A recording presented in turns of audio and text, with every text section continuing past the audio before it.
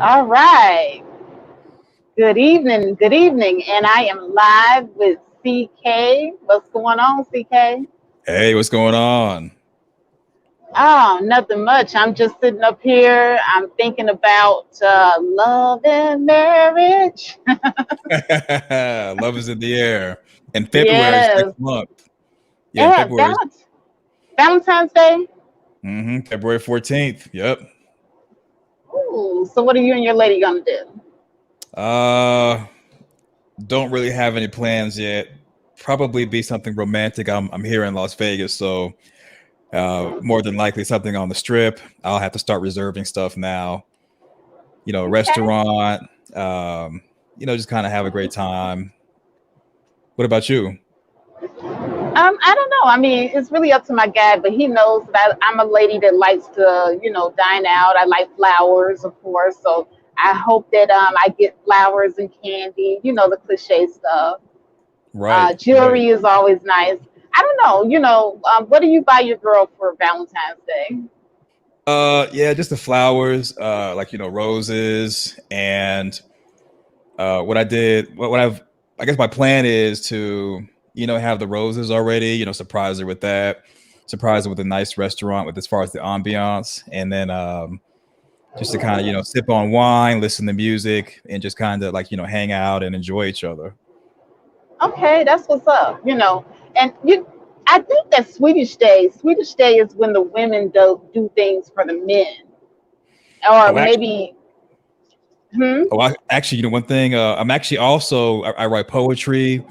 Shameless plug. I have like a poetry show that I do, so I'm gonna write her a poem, a couple of Ooh, poems actually, and recite that. So yeah, we were okay, definitely gonna get it popping. Yeah, but you mentioned the okay. Swedish Day.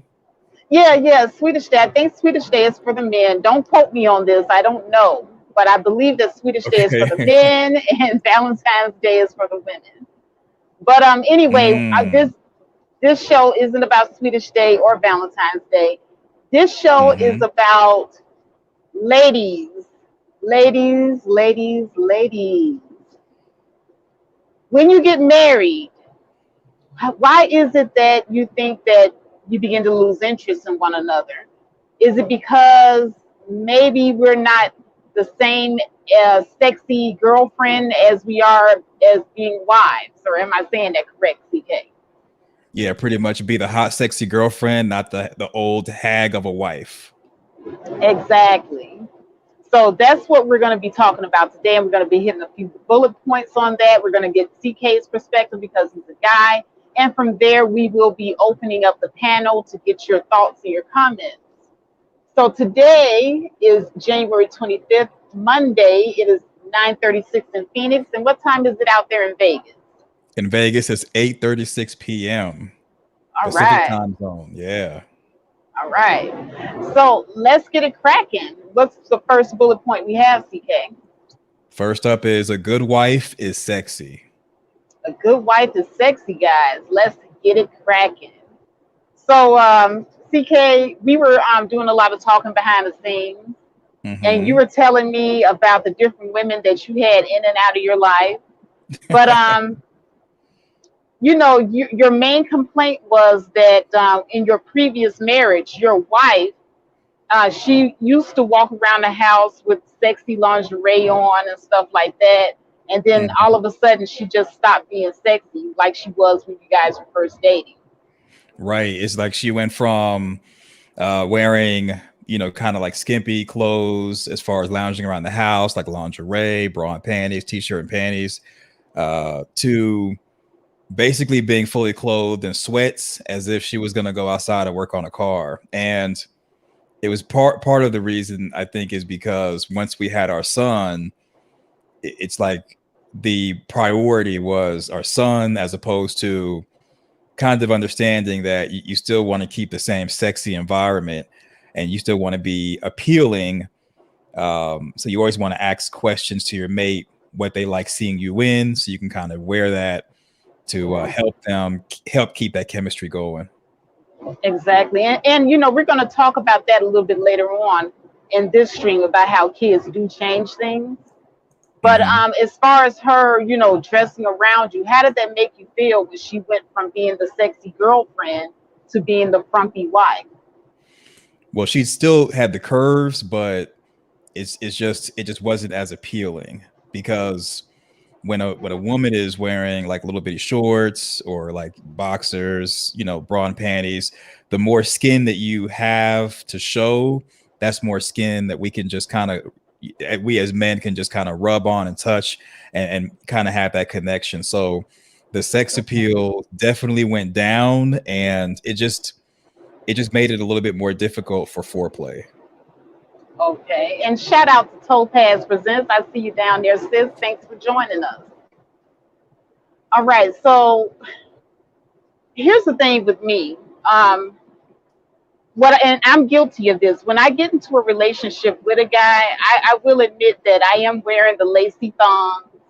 I'm wearing the, sexy lingerie, the high heels, and all of that stuff around the house, just walking around with maybe just bottoms and no top, or just different things to be sexy. But that's like in the beginning of the relationship.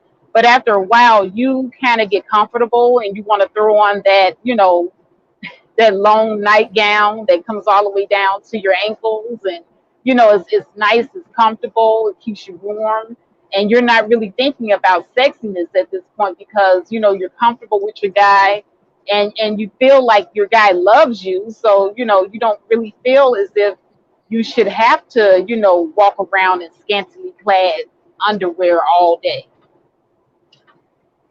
Yeah, I mean, it's good to be comfortable, but I think ladies need to understand that um, the number one thing you could do is communicate because you want to ask your guy what does he want to see you in, or what does he like to see, so that you can kind of start to, as you make your purchases, you can kind of purchase things that he likes to see as opposed to what you just feel comfortable in. Because I believe when you go shopping, you can find something that's both sexy and comfortable depending on what he likes. That way, it doesn't take away from the relationship trying to get comfortable.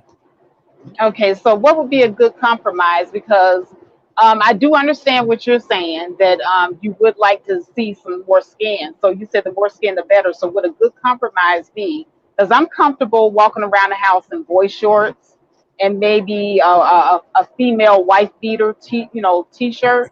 Would that be Mhm. a sexy compromise? So one thing that I think would work, because yeah, of course you Faith would look great in anything you wear, but I think what a good compromise would be to get a magazine or internet pictures and let him pick. And as far as Okay, but as if, far as if he picks, he's going to pick thongs and bikinis and stuff that's uncomfortable. Well, so you can kind of tell him like, hey, I'll wear this if it's going to be some type of special event, but as far as lounging around, I like maybe something different. And you both can kind of just talk, go through a bunch of different pictures and see what works for you, what works for him. That way both of you Oh, all are happy. okay, so would a good compromise be panties and bra then? Panties and bra are always a plus. Okay, all right. Panties and bra, cool. All right, and then what are other ways that a wife can make herself more sexy, around the house besides what she's wearing? Like, what are some sexy things that you like for your woman to do on a regular and consistent basis beyond just the girlfriend stage? Well, no matter what stage of the relationship, one thing that really works out great is, let's say you and your guy are both in the kitchen together, and he's facing you, and you kind of playfully and flirty in a flirty fashion, kind of back your butt into him, like act like you're bending, act like you dropped something, and like you're picking it up, and kind of back up into him, and just look back at him and be like, sorry. Okay. So basically, I'm in the kitchen and I'm Hmm. getting ready to go in the refrigerator, and Hmm. so I can't just go into the refrigerator all regular. I gotta put on a show, right? Well, be So cool. maybe, Be cool. Be huh? cool. Be- Just be cool about it. Don't make it too obvious, because then he's gonna be like, okay, what does she want? Does she want to buy something? And all you're trying to do is, because basically you're just trying to flirt and tease. You don't necessarily want it to, you know, you don't want to necessarily like just to have sex. You're just trying to flirt and tease and keep the chemistry going. So, go oh, into the oh, fridge. so I can't do a booty clap while I'm at the refrigerator. Well, I mean, you can, but it, hey, whatever it takes, right? But you definitely want to make sure you establish contact with him. So whether it goes in the whether you, it depends on where he is. That's where you drop something and back up into him, and see he's gonna naturally try to move out the way to be nice. But when you got him pinned against the counter and you back that thing up on him, he's gonna be like, oh, what is this? This is different. He's gonna be excited because he's not gonna know what to think, and that flirtiness is going to kind of catch him off guard, and he's going to want to play more. Okay. So he's in the kitchen and I'm in the kitchen and Hmm. I'm making eggs. I got to go down where the pots and the pans are. 'Cause see, our pots and pans is like in the cabinet below the sink. So Hmm. while I'm going down below the sink, I'm just gonna not bend with my knees, but I'm just gonna bend straight down so all he sees is roundness. Safety Is that first, what of you're saying? course. But sure, yeah, you Yeah, could do that. safety first, and then as I come back up, I can step back and then just kind of bag it up into him. Right, right. Or you can act like you're getting something from the ask him to help you get something from pots from the bottom area where you got him at, and be like, no, you messing up, and then like put your hand on his crotch to balance yourself while you pick the pot up, and then kind of playfully use his crotch to get your balance, and be like, thank you for letting me hang on your wood, just something like that. I love it. Right, right. So it's just just fun and being playful and just being cute and cuddly, and you know whether you want it to actually lead into sex is up to you, but to me, sex is an all day thing and an all day of flirting and having fun and enjoying conversation. So it's just something to add a little spice to the dynamic. Okay. And Topaz Presents has a comment. Can you read that for us, please? It helps if that's the mindfulness you are in, then everything you do has a sensual undertone. I agree. Yes, absolutely. Absolutely. Okay, all right. So, what are other playful things that you would like to have a wife do on a regular, consistent basis around the house? So she's looking sexy. She's playful around the kitchen. What about first thing in the morning when you guys wake up? Do you want some playfulness and some sexiness when you wake up? What are some turn-ons and some turn-offs when you first wake up?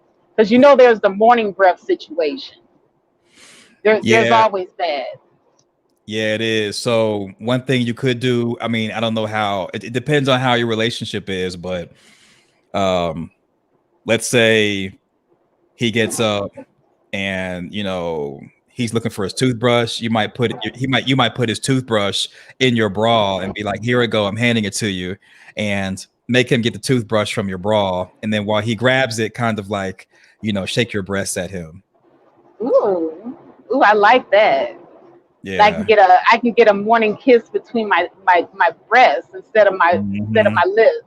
Hmm. Like, don't kiss my lips, just kiss right here. Right. Or let's say if you know you both wake up in the morning, and depending on what side of the bed you're on, let's say you're wanting to let's like just act like you're trying to get something, and kind of like crawl over him and straddle him a little bit, shake yourself around on his crotch, and then go on over to the other side. So it's almost like, he's on the left side of the bed, you're on the right. Act like you're trying to get over on the left side of the bed by crawling over him, and do so by, kind of playfully Oh, being on his you know crotch. what? You know what, CK? I think that's in every woman's playbook because I do that all the time. I Oh, do. really? Well, Yeah, see, there like you when go. when my guy and I are like in the bed together, I would purposely do that because I love early morning sex. And so, look, I'm telling my business, Tell but away, yeah, tell away. the the first thing that I will do is I will get up like I'm getting ready to, get out the bed, but I'll get up across him like you said, and I'll straddle him, and Hmm. then I'll just start doing the little crotch dance on his. Hmm. Yeah, the Yeah, main thing. so Yeah, the main thing is just having contact. Skin to skin works, but if it can't be skin to skin, like if there's cover there, or people are fully clothed for whatever reason, then just kind of establishing contact and just being playful about it. And this will kind of help keep him from having a wandering eye all day, because he'll be thinking like he can't wait to come home and be more playful. And also it'll kind of give a temperature check just in case if someone, let's just say, is stepping out. right. I'll leave it at that. Right, because there's no way that your partner should be slapping you back and being like, hey, Hmm. I don't like this and I don't like that. Right. There's definitely something wrong if that's going on because usually, in my experience, he loves the crotch dance early in the morning. I'm just saying. To be honest, if you really want to know if he's stepping out, there's two things you could do. Like if he's on his way to work, put his keys in your pants and have the keys kind of sticking up, and be like, the keys are right here, come get it. If he's like annoyed with you, then chances are um there's more to it there, because like you're not trying to make him late, you're just trying to flirt one last time. And if he's kind of like annoyed for whatever reason, there's something else there. Or you could put his phone in your lap and be like, it's right here, I'm handing it to you. And if he's like annoyed or trying to grab his phone and be like, ah, don't do that, it might be something else there. So Okay, all right. These are some really good tips. Really good tips. mhm. Ladies, take notes, okay? This is not coming from me. This is coming from a man. So men know what men want, okay? Mhm. Everybody take notes, subscribe, click the bell, and share. All right. So now, what is the next bullet point, or do you have any more to say about the sex? It kind of, everything pretty much snowballs into each other. So the next one is, a good wife is fun. So I don't know if Okay. you want to speak on that first. All right. Yeah. For me, I love to have fun. Okay. The worst thing that you can do to me, and this is my pet peeve in my relationships. The worst thing you can do to me is bore the hell out of me. So, really and truly, I'm not really a boring person in real life. I'm always just kind of ready to spring up, have fun. I'm ready for action all the time. When I say ready for action, I'm not just talking about with sex. We talked about sex, that right there, and also having fun activities as a couple. You can't let it get too dry. You can't let it get to the point where you're just paying bills together, you're just running the house together, you're just raising the kids together. All of those are mundane activities that should not be are as husband and wife. So you kind of want to maintain that same thrill, make sure that you keep it, exciting, even though, you've been married for a few years. So, CK, what are some things that you would suggest would be great couple activities to keep, a little spice going? So right now, just kind of relegating it to the house before leaving the house because you got to kind of flirt before you leave to have a really good time. I would say I know a lot of women like wigs. So if you have wigs that are designed for role playing and not just, wearing out the house, that'd be sexy. So like instead of it being Faith, it could be Sasha, and it's the blonde wig. And when you put the blonde wig on, you're kind of role playing somebody else who's fun, sexy. That way, even though you might not feel like you're fun and sexy, or you might be on your period, or you're going through some hormone things, you putting the wig on can help you role play and be like another character who's all like, bubbly and bouncy. And think of some character off a show that you like to is bubbly and bouncy and flirty, and kind of become that character. Okay, all right. That sounds like a good one. Like for me, I have a storm costume. Mm. X-Men. Character Okay. storm. Okay, like lady, but Catwoman has been done to death and it bores me. Hmm. So I love Storm. So I do the contacts, I do the hair, the nails, everything, the outfit. I do Storm all the way to the hill, and I love it. Cosplay. I like it. Yes, And see when. cosplay is actually fun. Hmm. And that's just it. Like when you become that cosplay character, Storm, you're kind of acting different, and it kind of puts you in the mindset of being someone else and just kind of being adventurous, especially when you got people who are dealing with financial problems or infidelity problems, or there's issues with the children, or just just the normal ups and downs of life. Putting on that costume and cosplaying and being someone else can help with being fun and playful. Absolutely, and then also, some fun activities that couples can do before they leave the house or in the bed. Like early in the morning time, I used to wrestle, with my husband. That was our thing. We would, but not that real wrestling, just that Right. playful couple wrestling. Hmm. Where if he pins me down, he gets to kiss me and do some things to me, and if I get him, then I get to kiss and nibble all over him and do some things to him. So those are things that keeps it fun and spicy. Yeah, I haven't told my woman this yet, but I have my birthday's coming up, and we're gonna probably role play, and I'm gonna be the border security guard, and she's going to be the illegal immigrant or illegal alien. And for her to come into the United States, she has to do a couple of things to prove her allegiance to the flag. So role playing early in the morning, no matter what it is or how wild it is, it can help people kind of take a break from the normal life and become someone else and have like little inside jokes, inside fun that can really help with the rest of the day. Exactly. And then also, when you're away from the house as well, I like public displays of affection. I Hmm. don't think that there's anything wrong with it, but if your partner isn't, comfortable with it, you have to just basically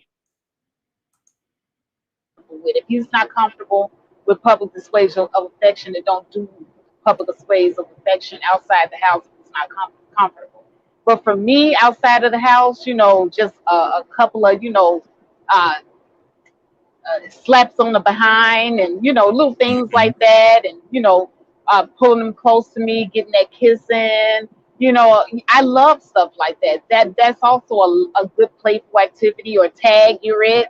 I remember Hmm. in my younger days, this is when I was young and spry.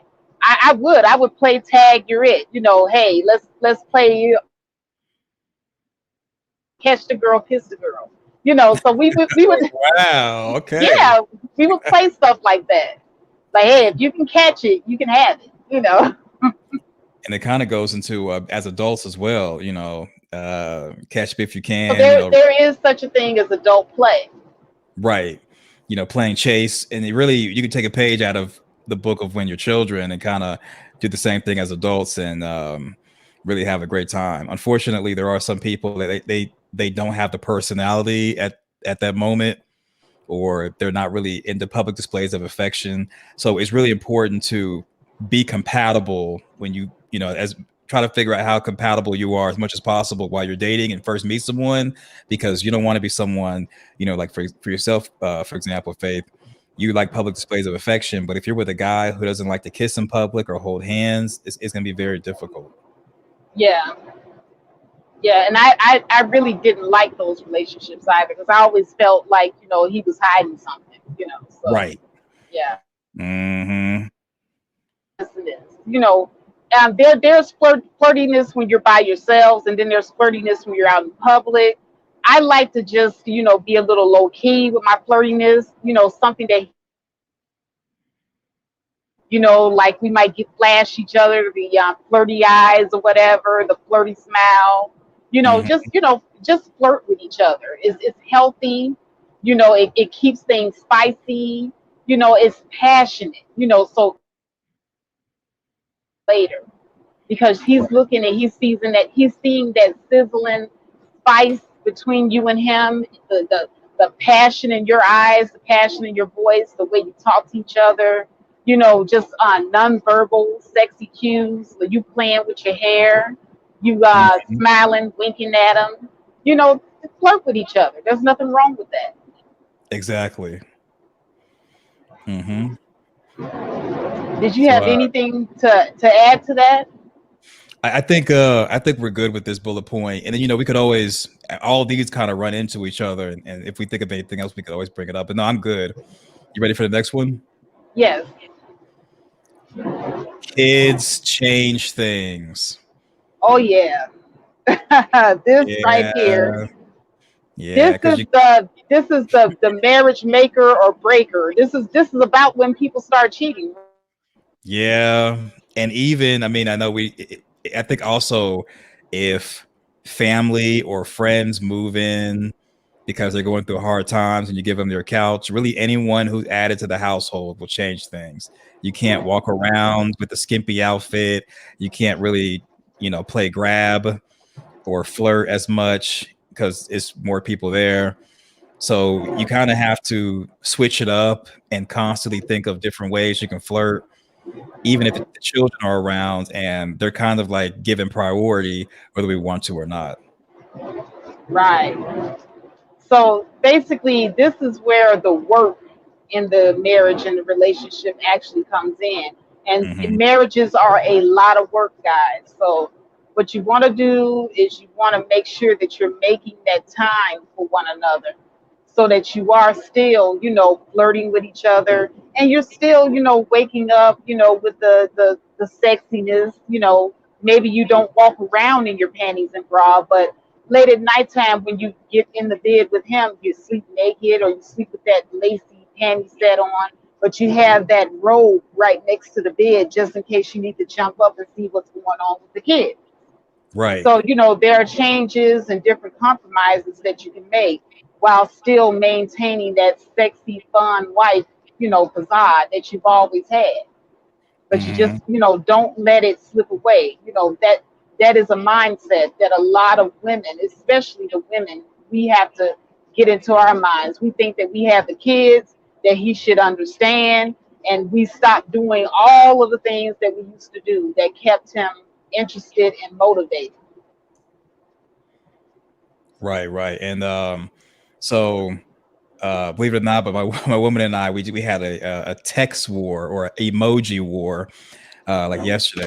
And so we have a lot of tools in our toolbox that we can start using when there's children, and that is, just texting, "Hey, beautiful," or "Hey, handsome," or recording a video and sending it to them. Kind of being flirty in the video while he's at work or while she's at work. Just using your phone to your advantage, especially since you don't really have a lot of time. But sending like a little flirty text, a little flirty video, different risque pictures, all that can be done. And it can kind of keep things spiced up, even if you guys are going through times where there's a lot of stress and tension. Exactly, especially when you have children or other people living in the house where you can't really be exposing your body to your man like that anymore. CK is right. The sexy, flirty pictures where you're actually taking pictures of yourself wearing the lingerie and letting them know, okay, later on tonight in the bedroom, this is what you're gonna get. You know, so you may not be able to flaunt yourself around the house like you used to in that stuff, but you can still wear that stuff later on when the kids are sleeping or in your own bedroom away from everybody, and still keep that sexy, fun wife thing going the same way you did back when you didn't have children or people living in the house and you were just a girlfriend.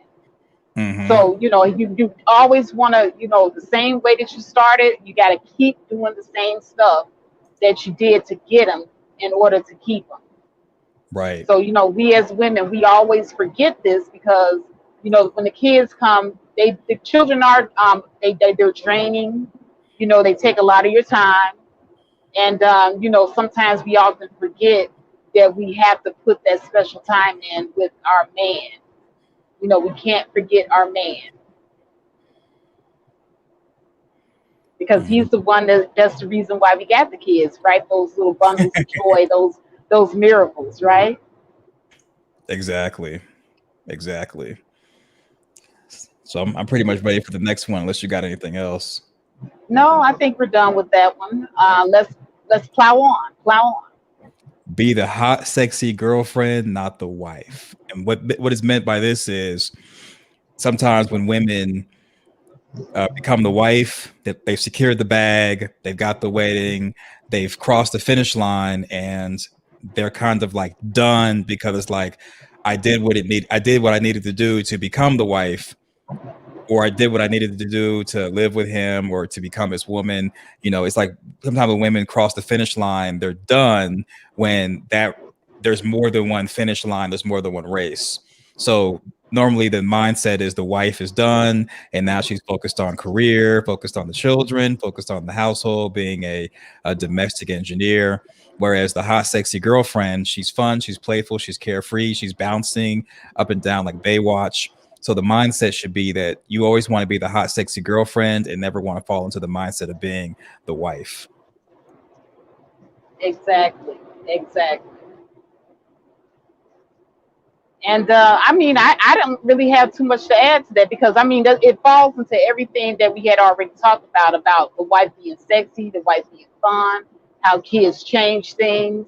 You just always want to be mindful that you're in a marriage. You're in a relationship with your husband, and the same thing that you did prior, to being a wife is the same thing that you're going to have to continue to do in order to stay the wife. And Yeah, vice versa. He needs to keep doing the same things because you expect him to continue to take you out. You expect him to continue to say that you're sexy. The same things that you expect him to continue to do is the same things that he expects you to continue to do is for the reason why he even got with you in the first place. exactly, exactly. I think we're ready for the next one. His hobbies need to be your hobbies. So, ladies, I know this is going to sound like you're giving a piece of yourself away, but on, the thing is when you're dating, especially when you're dating, whatever he's into, you want to make sure that you can be into as well, because you don't want him doing activities without you. It's okay for him to have his own time and his own space to blow off steam and be alone and maybe hang out with the guys and all that. But if he shouldn't have activities that you don't like to do that he has to do on his own or with other people. So if he really is into football every Sunday, while dating, make sure that you're into football every Sunday so that you can watch it with him and you both can be flirting with each other and be into it, because you can use the football game to also flirt with him. Like, let's say if he's rooting for a team and he likes a team and the team scores a touchdown, when the team scores a touchdown, you could yell out touchdown and you could jump on him and just be playful and flirty and still use whatever he likes to do as a means to establish that connection with each other. Exactly. And also, it's not that you're getting in the middle of the game either, because, he likes watching that game, lady. So, like he said, when there's a touchdown, you do your little touchdown dance or whatever, but don't make it where you're the center of the attention the entire time, because he does like to watch the game. Make sure that you give him his game time and his, game booby in, in between touchdowns. Like CK said, make it fun, but at the same time, don't be a distraction, because that will irritate. Exactly. And even if he's irritated by you, being kind of around him, if he's one of those guys, you can also get a sexy skimpy outfit that's associated with whatever his hobby is, whether it's playing pool, playing golf, tennis, football, basketball, whatever he likes to do or likes to watch. There's a skimpy outfit out there that you can wear, you can buy, and you can wear. And if he's like he doesn't want you to wear it out, then you can kind of compromise or tell him, well, if you don't want me to wear it out, then how about we stay in? Just you don't want to get on his nerves, of course, but depending on his personality, there's different ways that you can continue to make yourself flirty and fun without really getting, I'm saying, on anybody's nerves. Exactly, because sometimes, he has a hobby. He does want to kind of be, into his hobby without you intervening on it. So I don't know, CK, on this bullet point, because, I know how I am about my Sims. Okay, I like to play Sims, guys. And see, if my guy were to cut in on my Sims, like kissing me in the middle of my game while I'm playing, oh, I'm gonna be mad if something happened while his face was in my face and I was supposed to be watching the screen. That's irritating. I'm going to be honest. There are, I mean, there are certain situations where you don't have to have contact or interrupt or distract. That's kind of understandable. So you want to kind of take advantage of times when you can. So, I mean, if someone's on the Sims for like hours, the simulation game for hours, there's not much you can do about that except for, walk around in bra and panties or walk around in lingerie and just kind of prance around in heels. And if you have a hardwood floor, kind of clank and clank and clank and see if you can you can kind of give a distraction without having to distract. And again, you don't want to be Oh, annoying. You just want okay. See, CK, now see, me and you going to fight on this one, to. because that's annoying. Okay, imagine you're playing World of Warcraft or Mhm. Grand Theft Auto, whatever you guys play. I don't know what video games you guys play.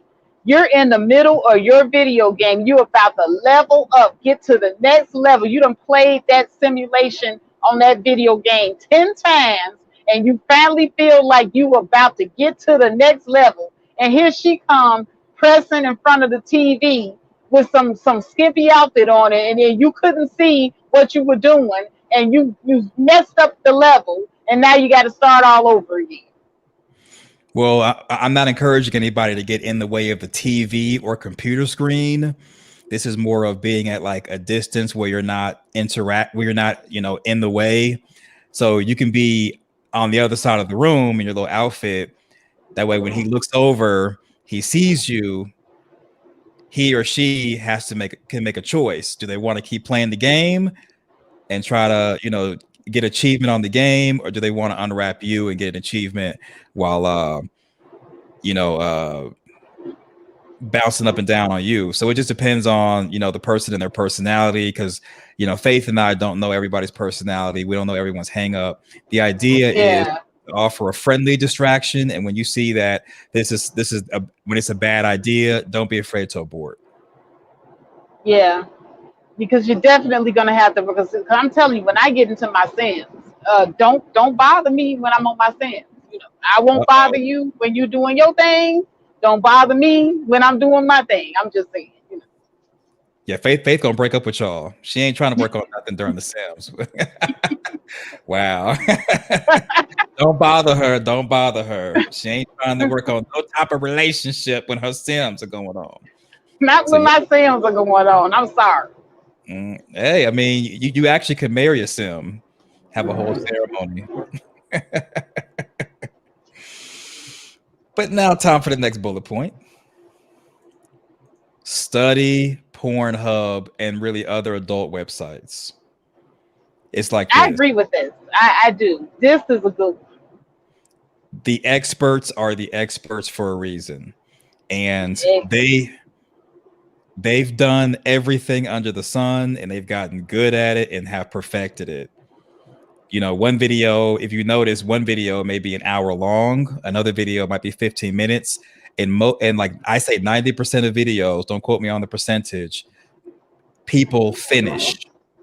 So these are people who are trained and have mastered being able to help someone climax, finish, and get the desired outcome in whatever time frame they're contracted for. Study that stuff and try to be like them in the bedroom and outside of it. Exactly. And you will pick up some pretty darn good techniques. I'm talking about I have learned some pretty damn good techniques watching the Pornhub. I ain't gonna lie. Oh, what techniques have you learned? Um Um, Techniques that my man really, really, really enjoy. wives must be sexy and fun too. Do tell. Yes, wives must be sexy and fun, and you definitely want to be sexy, fun, and bring the spicy and hotness to the bedroom. So definitely study the sex porn sites. They can be very educational, Mm-hmm. very educational. Mm-hmm. Yeah, a lot of people want to know what the techniques are. I guess, put a one in the chat if you want Faith to reveal her technique. If or put a zero if you want her to just, get it, let her be off the hook. It's up to y'all. But anything else you got to say as far as studying I porn? kind of think that they want me to be off the hook. Yeah. Huh? I think Well, yeah, like with studying porn, like as far as like ladies, you guys, a lot of y'all, how can I say this delicately? mm-hmm. Some of y'all really, really, really, really, really need to get your fellatio game up to speed. Okay, Oh wow. get the fellatio game up to speed, and then sex isn't just about you laying there. You gotta move. Okay, now what Mm-hmm. I see these women doing on these porn channels, they're moving, they're jiggling their body parts, they're posing in just the right position. So you learn a lot about position. Watch the porn. You get a lot of information as to what type of positions would render the desired the desired result. I put it like that. I'm not gonna go too deep into it because I don't want to be on here talking too X-rated. But yeah, you definitely want to find the positions that you can do that renders the desired result, and you can Mm-hmm. pretty much change it up, switch it up, and make it exciting. Right, right. They're the experts for a reason. And even like the little things that they do, you can emulate that you feel comfortable with, and you and your guy or you and your woman can watch it together, and both learn. And she can say, you know what, I want you to do that, or I like this, I like that, and he can say, I like this, I like that, and you both can come to an agreement and have a better experience in and out of the bedroom. So I think a lot of people want to let you off the hook. So if you don't have anything else for the study Pornhub and adult sites, we can kind of go to the next one. Right. And Aries 504 says, learn your mate, read your mate, know your mate. Couldn't agree more. And, all right, let's move on. Bring him problems, possible solutions, and a recommendation. A lot of times when men get off work and they step into the door, or they get a phone call from their significant other or a text, and it might be problems and things that he has to do, like a honey-do list, or just just some type of drama that she had with her girlfriends or her mom or her sister. you know uh, he's not trying to hear that, even though he says, oh yeah, I want to hear about everything. In actuality, he doesn't really want to hear it, as in you're telling him about these problems and he has to come with a solution or he has to fix something. So make sure you're not just bringing him a whole bunch of stuff to do when he finally does get off work or finally does get home or wakes up or what have you. Bring him, and if he does need to do something or he has to solve it, make sure you bring him possible solutions and what you recommend he does, so you're not adding to his plate and adding to a lot of the dynamics that can take away from being sexy and fun with each other. Exactly, because it's the same way as when you meet that one low vibration friend.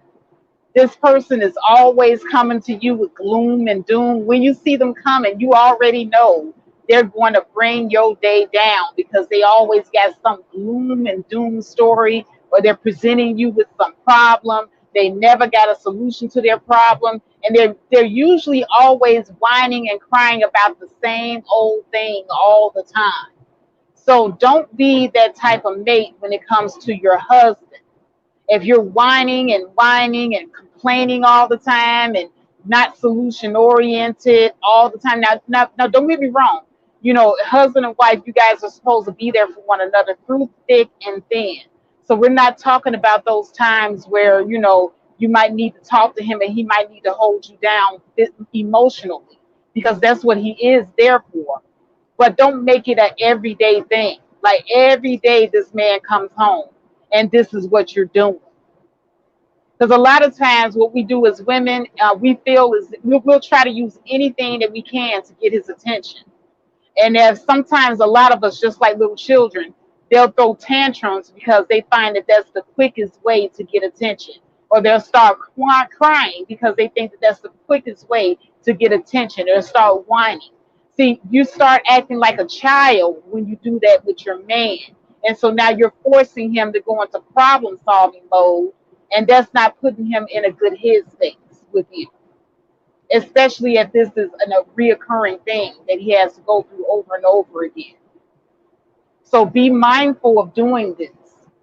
You kind of want to be the person that he thinks of when he wants to have fun. He knows that, hey, my girl is a fun girl. She's always going to come to me with some funny story about her day. Instead of you always coming talking to him about that bitch that you can't stand on your job, make it funny and hilarious. Make him laugh. Turn it into a joke. There are ways that you can come to him and discuss your day without it always being a gloom and doom, low vibration type experience. Nobody likes that. You have anything else to add, CK? Nope. I think we've covered it. Exactly, Yellow Rose. Be his peace, not stress. And then for the last one, before we give you all a little treat, put him above your friends and family. And this kind of goes into as far as time. So there's 24 hours in a day.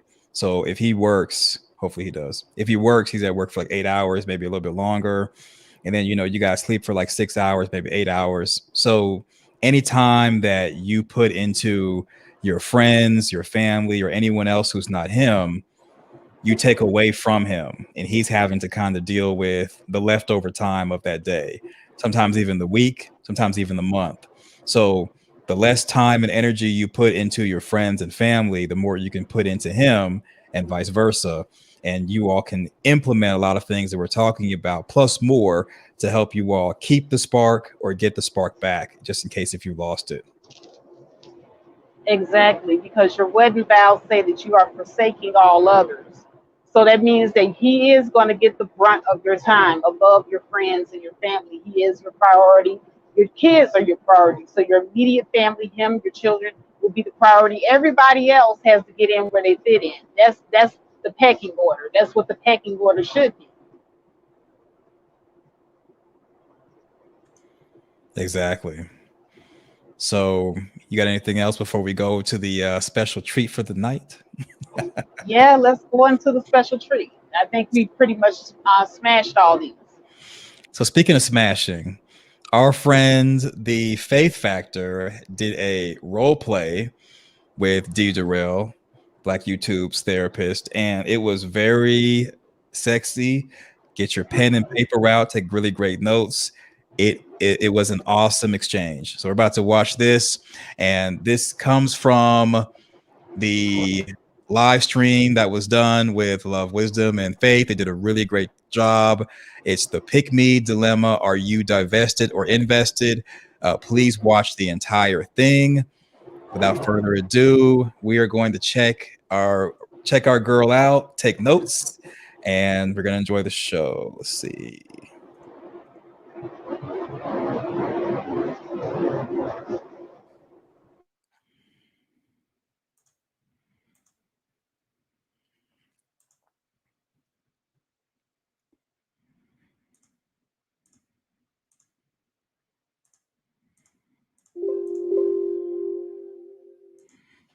All right. So I'm sitting up here at the country club because I'm ready to find me a high value man.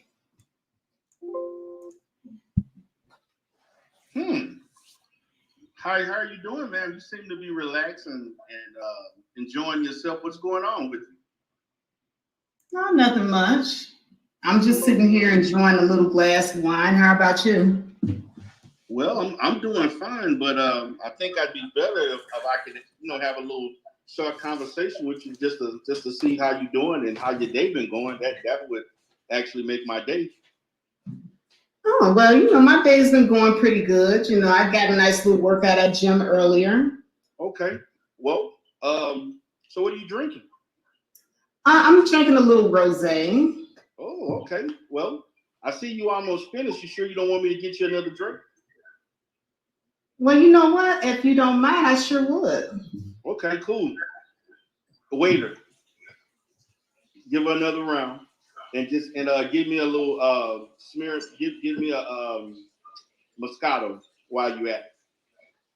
So so kind of tell me. I mean, I don't see a ring on your finger. You looking all good today. You all done up and looking nice from the, and so forth. You definitely an attractive woman. So what happened? You in a space like this and nobody ever, you're not married. Nobody, you don't have a. Are you with somebody? Are you attached? Or what's going on with you? Oh, well, I go to school full time. I'm in the nursing program. And I'm just here with a couple of my friends, and we're just, laying back after midterms and, just trying to, enjoy ourselves. Okay, well, I appreciate a young lady like yourself, trying to, you basically trying to work on yourself, you in school and so forth. But you do, I mean, I understand, school can be kind of, expensive, when, so do you work or do you just go to school? I just go to school. So how are you doing financially with that? Is it kind of difficult for you or what's going on with that? It's a little difficult, but I get by on my job at Buffalo Wild Wings. Mm. You gotta look. I can definitely see you being qualified because you definitely looking very attractive there. So I can see you in your cute little outfit and so forth. Now I'm pretty sure the men they tipping you handsomely over there. Yeah, I get really good tips, but food tuition is kind of high, so I'm just kind of struggling right now. I just had to take out a student loan, and I'm not quite sure if I'll be able to make next semester's tuition. That's unfortunate. Well, I think, maybe we get acquainted. Maybe, I can maybe assist you in that a little bit. A pretty woman like you shouldn't have to struggle. You should be, just focusing on your books and doing school and looking pretty and looking nice and everything. That should be your main focus. And, I definitely would like to see you, in another situation where you definitely looking nice and everything for me and you can have a good time together. So what do you think about that? I think I would like that very much. You're looking kind of handsome yourself. Oh, thank you. Appreciate that. But you know, so I see, like you said, you in school and everything, and Like, so kind of tell me what does your budget look like? Like, what do you what's been so difficult for you? Because I like to move along. I'm not saying I'm trying to rush anything, but hey, I always felt like the sooner the better. You let me know the sooner you let me know everything, the more information, the merrier. Well, how much are you willing to help? Well, I mean, I don't know. I mean, you can never really put a number to things. I like to know what you're comfortable with. I mean, I like to know, like, hey, I know you got rent, you got car to do some things. I mean, I know you want to. You got your books, you got materials and things, food and all that stuff, and I definitely don't mind, giving you, money to go shopping. You got to get your hair, nails. I'm gonna want you to look good, so that's a gift. So I mean, the number can be whatever. I'm just trying to see what you're working with as far as what satisfies you.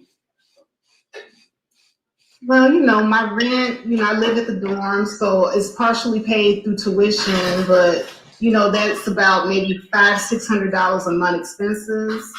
And my hair and my nails is pretty expensive. I mean, I want only the best. I mean, you see me, so it takes a good $600-700 more for that. And I like to shop, so I gotta have a little spending change too every week. Well, So I would say maybe about $1,000 a week. Okay, so we're looking at about $4,000 a month. Mm-hmm. Okay, cool. Well, like I said, we can definitely, definitely talk more about that. But I know this is a, we kind of in a more of a public situation. But I definitely would like to, maybe we can, exchange numbers and stuff, and then we can meet in a more private situation and so forth. I say maybe we may go out to dinner or something like that, and we can, kind of have more of a date, discuss things and discuss how we can proceed with things. And once we come to an agreement, I definitely wouldn't mind start reciprocating ways of helping you and so forth. I can definitely reciprocate, and then in return, you reciprocate to me. I mean, I'm not a hard man to please. I just look for simple things, just the right things.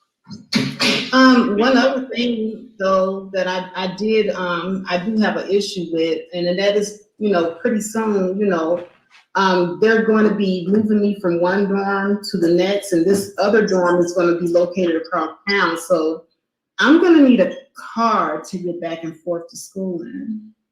Okay. Well, what I think, that may be something. I'm gonna say this.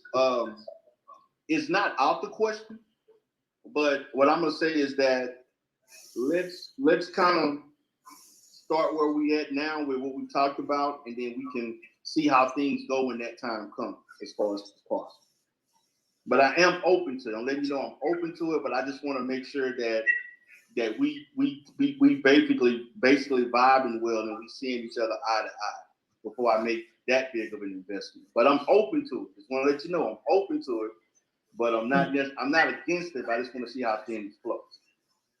Okay. All right. Well, because I understand that's a need, so there's nothing wrong with that. But I've done, I've kind of gotten this. I'm just gonna let you know I had some situations in the past, and I kind of jumped the gun on some purchases like that.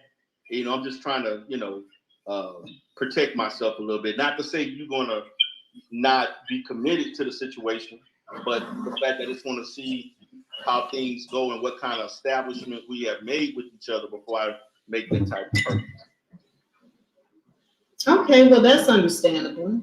Yeah. We'll see exactly what all we can lay on the table.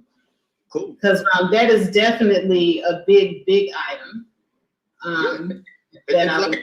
Like I said, I don't have a problem with that. I just want to just make sure we at that point, because that's more of a long-term type of situation. But let me tell you, I don't mind. It's a long-term type of situation because I'm here for the long term. Okay. And work every penny. And I want to ask you, because being that you're in this situation, have you ever been in something similar like this before? Because I mean, I want to make sure that before you agree to things, you understand the requirements of that I may require of you in that situation.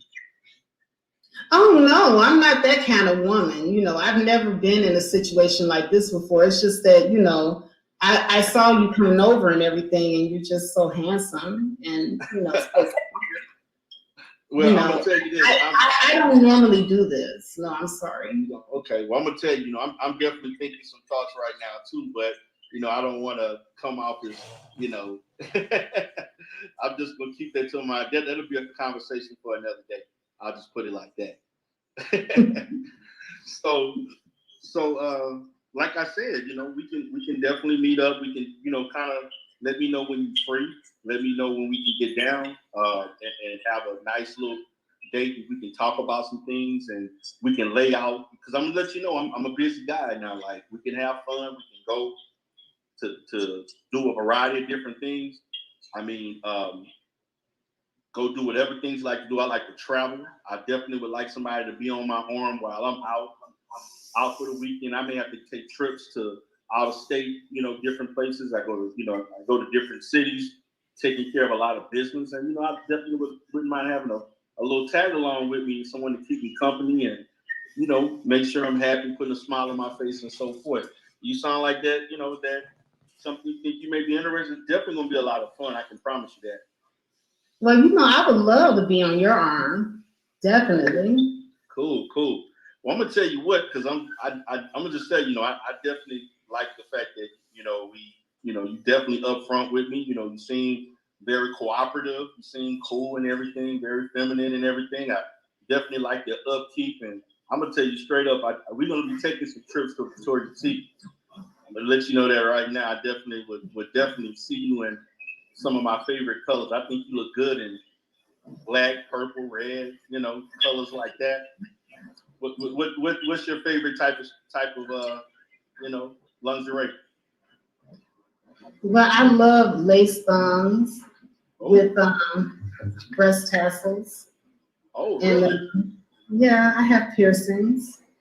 Oh, wow. Where at? You don't mind me asking. I have a personal piercing. Oh, personal, huh? Mm-hmm. I wonder how personal. Well, like you said, those are things that remain to be seen for the long run. Oh, for the long run. Okay. Mm-hmm. Well, like I said, when we have our little date and everything, and make things official, then we can start exploring those personal areas and situations. Absolutely. Cool. Well, you know what? I have got to run, but I do thank you so much for offering me this drink and coming with me.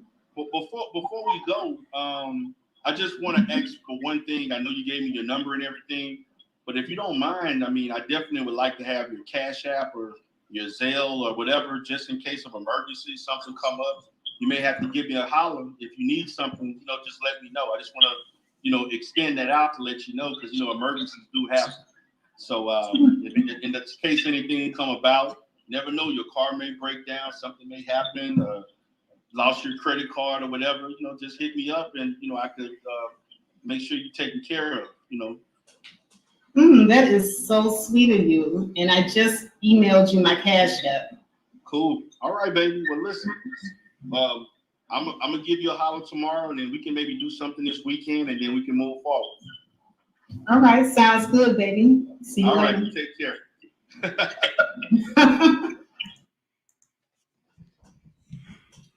All right. Hopefully everybody took notes. That was an amazing exchange. The exchange, well, actually, woman of the hour is right here. She can kind of tell us in her own words a breakdown of it or any takeaways. Okay, yeah. You can go back to just us on the screen. All right. So that was a breakdown of a sugar daddy and sugar baby transaction. And we were basically doing a role play, D. Darrell and I, just to, show people how fast those transactions are. Basically, if you watch the clip was what, about maybe 10 minutes. Yeah, about 10 minutes. Right. So, those transactions go that fast. Some of them go 10 minutes, some are just maybe about 5 minutes long. It really depends. But, most of the time, with the sugar babies, they already know what the price is. The sugar daddies, they just want to know what the price is. And bada bing, bada bam, that's how those transactions kick off. Now, here's the thing, this is how your husband ends up, in a situation where he's looking for a sugar baby outside of the marriage. Now you see in the clip, he talked about how he liked how she was dressed, how sexy she was looking, different things of that nature. Now, if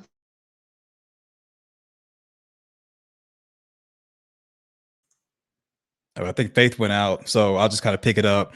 So if you notice, the Faith, while she was in the role play mode, she was kind of twirling her hair, and she was kind of, kind of giving like flirty looks, and just, kind of uh, having her voice low and sexy. So outside of a sugar baby, sugar daddy, or sugar dating situation, you and your mate can role play and do the same type of thing, and you could just act like you've met each other at a bar or a restaurant. One of you tries to pick up the other one, and just be, flirty and fun, and really be into it.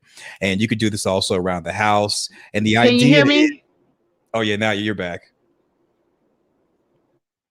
Yeah, we can hear you. Oh, okay, yeah, I'm cutting in and out because I'm getting ready to roll I'll just through a kind of bad service area here. But where did I leave out? I just kind of started. I just picked it up, but you were mentioning about this is a sugar baby, sugar daddy relationship, and how it goes so fast, and how your man can wind up in this because he wants someone who's sexy and flirty and fun, and you're not Yeah, that I'm person. I'm I'm going in and out. It's okay. I just finished what I was saying. I kind of picked it up, and so the idea is, it's just that Exactly. So if understand. you want to do a little damage control and preventive,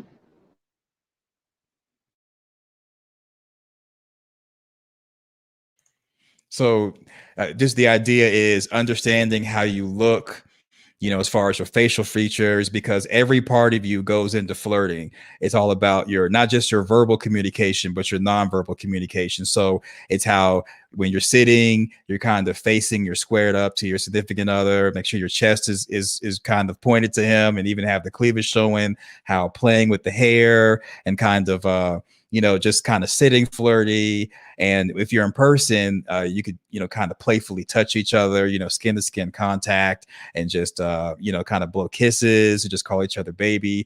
But it just, all that goes into the whole role playing, and being flirty with each other, and having fun, and ultimately enjoying each other. So Faith right now is going through the mountains, and pretty much really good takeaways as far as with the video. And again, the name of the video is the pick me dilemma. Are you divested or invested? So uh Faith, you back? yeah, can you hear me? Yep, loud and clear. All right. Well, at this time, while I'm going through the mountains, we can open up the panel. People can come up and share anything that they have to add to what the conversation that we had. What would you like to add as far as if you're a woman and, basically what a wife should do to keep it spicy, sexy, and fun in the relationship, especially if you have children. And men, don't be afraid to come up here and give advice as to what you would want from your wife, for her to keep you in the house, in the relationship, mind on the relationship, mind away from wandering away from the relationship. Give tips, just put us up on game, tell us what it is that you would like to have in a wife that's fun, sexy, and, just, into you in the relationship. So we're going to open up the panel, guys. Come on up and give us that on game. Give us that information. Right. And there's no wrong answers, as long as everybody's in agreement and talking about how to spark things up, how to keep things sexy, how to really be into each other. Because one thing that we drop the ball on is we start to introduce things into our dynamics as couples.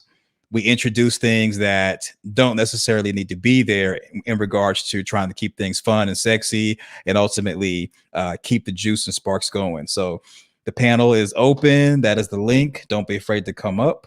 And while waiting to see if anyone comes up, we can kind of go through the other bullet points and maybe revisit anything and see if we have anything else whilst waiting to see if anyone joins the panel. So the first one was a good wife is sexy. And, sexy is more than just looking sexy. It's also feeling sexy. So, like I said before, you and your significant other can go shopping together to see what you want to wear that is appealing to your significant other, because you want to do things like maybe you're wearing a certain perfume, lighting candles, even whatever it takes, even putting roses on the bed. You want to have a sexy atmosphere, because if you feel sexy, you're going to give off like sexy energy, and you're going to have that sex appeal that your partner will pick up on and help you to be able to enjoy each other. So sexy is a mindset. It takes, in my opinion, it takes all day to warm up to each other as far as partners. And when you're flirting all day, when you're enjoying each other, exchanging banter, rubbing up against each other, bumping into each other, kind of clumsily trying to be sexy and stuff, doing all that stuff goes into setting the mood, so that when it comes time for late at night and one of you really wants to be intimate with the partner, because you've been flirting all day and setting the mood, it'll be real easy to transition into that and enjoy each other. And another thing is, a good wife is fun. This also, and even though most of these are dealing with the woman or the wife or the girlfriend, same thing goes kind of with the men. And the idea is to constantly and always have fun. Don't be, try not to be uptight as possible. Be loose. Be, caring with each other, because the same thing that we all used to do as children, like Faith was saying, they used to play a game. You catch the girl, you kiss the girl. It's the same thing as adults, where you could play chase with each other, be playful as far as wrestling, and, doing all those different things to help exchange, contact and be with each other, and also ultimately be intimate. And don't be afraid to go to sex shops together. I took my woman to a sex shop, and I just watched her while she walked around and looked at things, and I got a chance to see what she was into and saw what she wasn't into. And we both were able to come to a consensus when we left, which is oils, because I like to give massages. I like to suck toes. I like to suck nipples. I'm into all that. I'm into a lot of stuff when it comes to sex shop and, power exchange and just erotica. But it depends on, we got what was comfortable for both of us. And, we got the massage oils, got the edible oils, edible gels, a whole bunch of different things. And we had a really great time. And it was all about communicating, being open-minded, and getting something that we both were comfortable with. And again, it's all about having fun, excitement. You don't have to have whips. You don't have to have chains and handcuffs. It's just whatever you both want, because you're exploring each other. And every time, you're intimate with each other, think of it as a learning experience. So yes, this time, maybe you didn't get a chance to climax, or this time the intimacy wasn't as great as the last time, but just kind of see like, okay, what worked this time, what didn't work, because you want to do more than just simply try to speed as fast as possible to the part where you're rubbing genitals together, because you just want to get it out the way because you got to go to work in the morning. So you definitely want to make sure you have that time to get to know each other, to enjoy each other, and ultimately grow together as opposed to growing apart. Kids change everything. Anyone who's introduced into the environment and the relationship, they definitely change anything. So Faith, did you have anything for these last ones that I'm going through again, waiting to see if anybody wants to join the panel? Well, yeah, if you guys can hear me, absolutely, kids do change everything. I mean, when the kids come, once again, you don't have that time that you used to have. So just because, the kids are there, don't forget to make time for each other. That's the number one mistake that women make. When our babies get there, we're tired. We don't have any time to make ourselves look pretty anymore. We don't want to look sexy anymore. We're sitting up here with the big moo gown on, the kid then threw up on the shirt and we're going to bed with the shirt with the throw up on it, and we're not trying to do our hair or anything like that. So you have to remember that marriage is work. So part of that work is remembering that you have a man in that bed with you, and remembering that, hey, there was a you before you had the children that he was attracted to. And so you bring that you to bed with you every night, at least to bed. It doesn't take a long time for you when you get out of the shower to spray on some perfume. Make sure you're smelling good.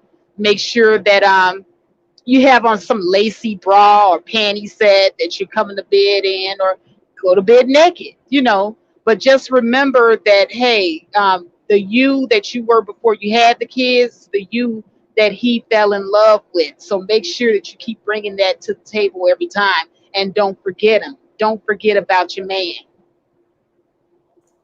CK? Exactly. And like Aries 504 says, booty claps are never frowned upon. And one thing I will say, and this pretty much is out of my lane, but I'll just discuss it from a man's point of view, and that is, it may be that time of month.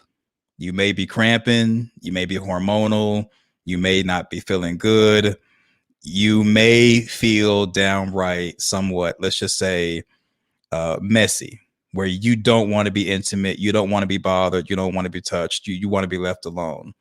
Sometimes going to the store and saying, okay, I want to play a character. Faith gave the example of Storm going to the store and getting a wig and maybe cosplaying and pretending to be someone else could be a great way to kind of mentally put yourself in the mindset to quote unquote be someone else, so that even though you don't feel like really pleasing your man or doing anything intimate, you can kind of fake it, just so that you can kind of keep the spark and flame going. Because the one thing you don't want to do is, you don't want to do all this flirting and stuff and have a new way of doing things and things are going great, and then just because you're feeling bad, you want to make your partner feel bad. Exactly.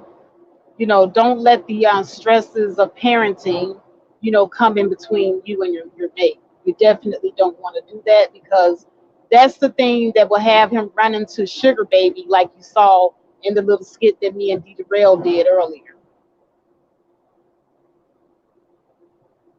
So, are we going to go through all the bullet points? It doesn't look like anybody's coming up. I think Right. this was a good stream. I think it was good. Yeah, I do. And I was just gonna I don't know what your time frame is looking like, but I was just gonna go through the comments, see if anyone had anything that we may have missed or just want to kind of address. And Underground Steve says this was a high value man, how they should represent. Yes, it is. D Derail is a high value man, in my opinion. I think the exchange with he and Faith went really, really well. Even though it was even though it was sugar dating, basically, it still is. You could take away that you can role play and do that with your significant other. Um, what's going on? Joining the panel is Underground Steez. How are you? Welcome. What's up, Underground Steve? Hi, you can hear me? Yep, loud and clear. I got so emotional watching this live. I really did. I don't mean to. I don't mean to be like this. It's just watching this. Was it D Darrell and Faith? Because you know what? Yes, They really did put it down, didn't they? It was really sexy. yeah, yeah, and it's just I, c- I couldn't believe that people like him actually exist. And I've been through so much, and I've been through um believing people that turned out to be a representative. They weren't truly who they um, portrayed themselves to be in the first time you meet them.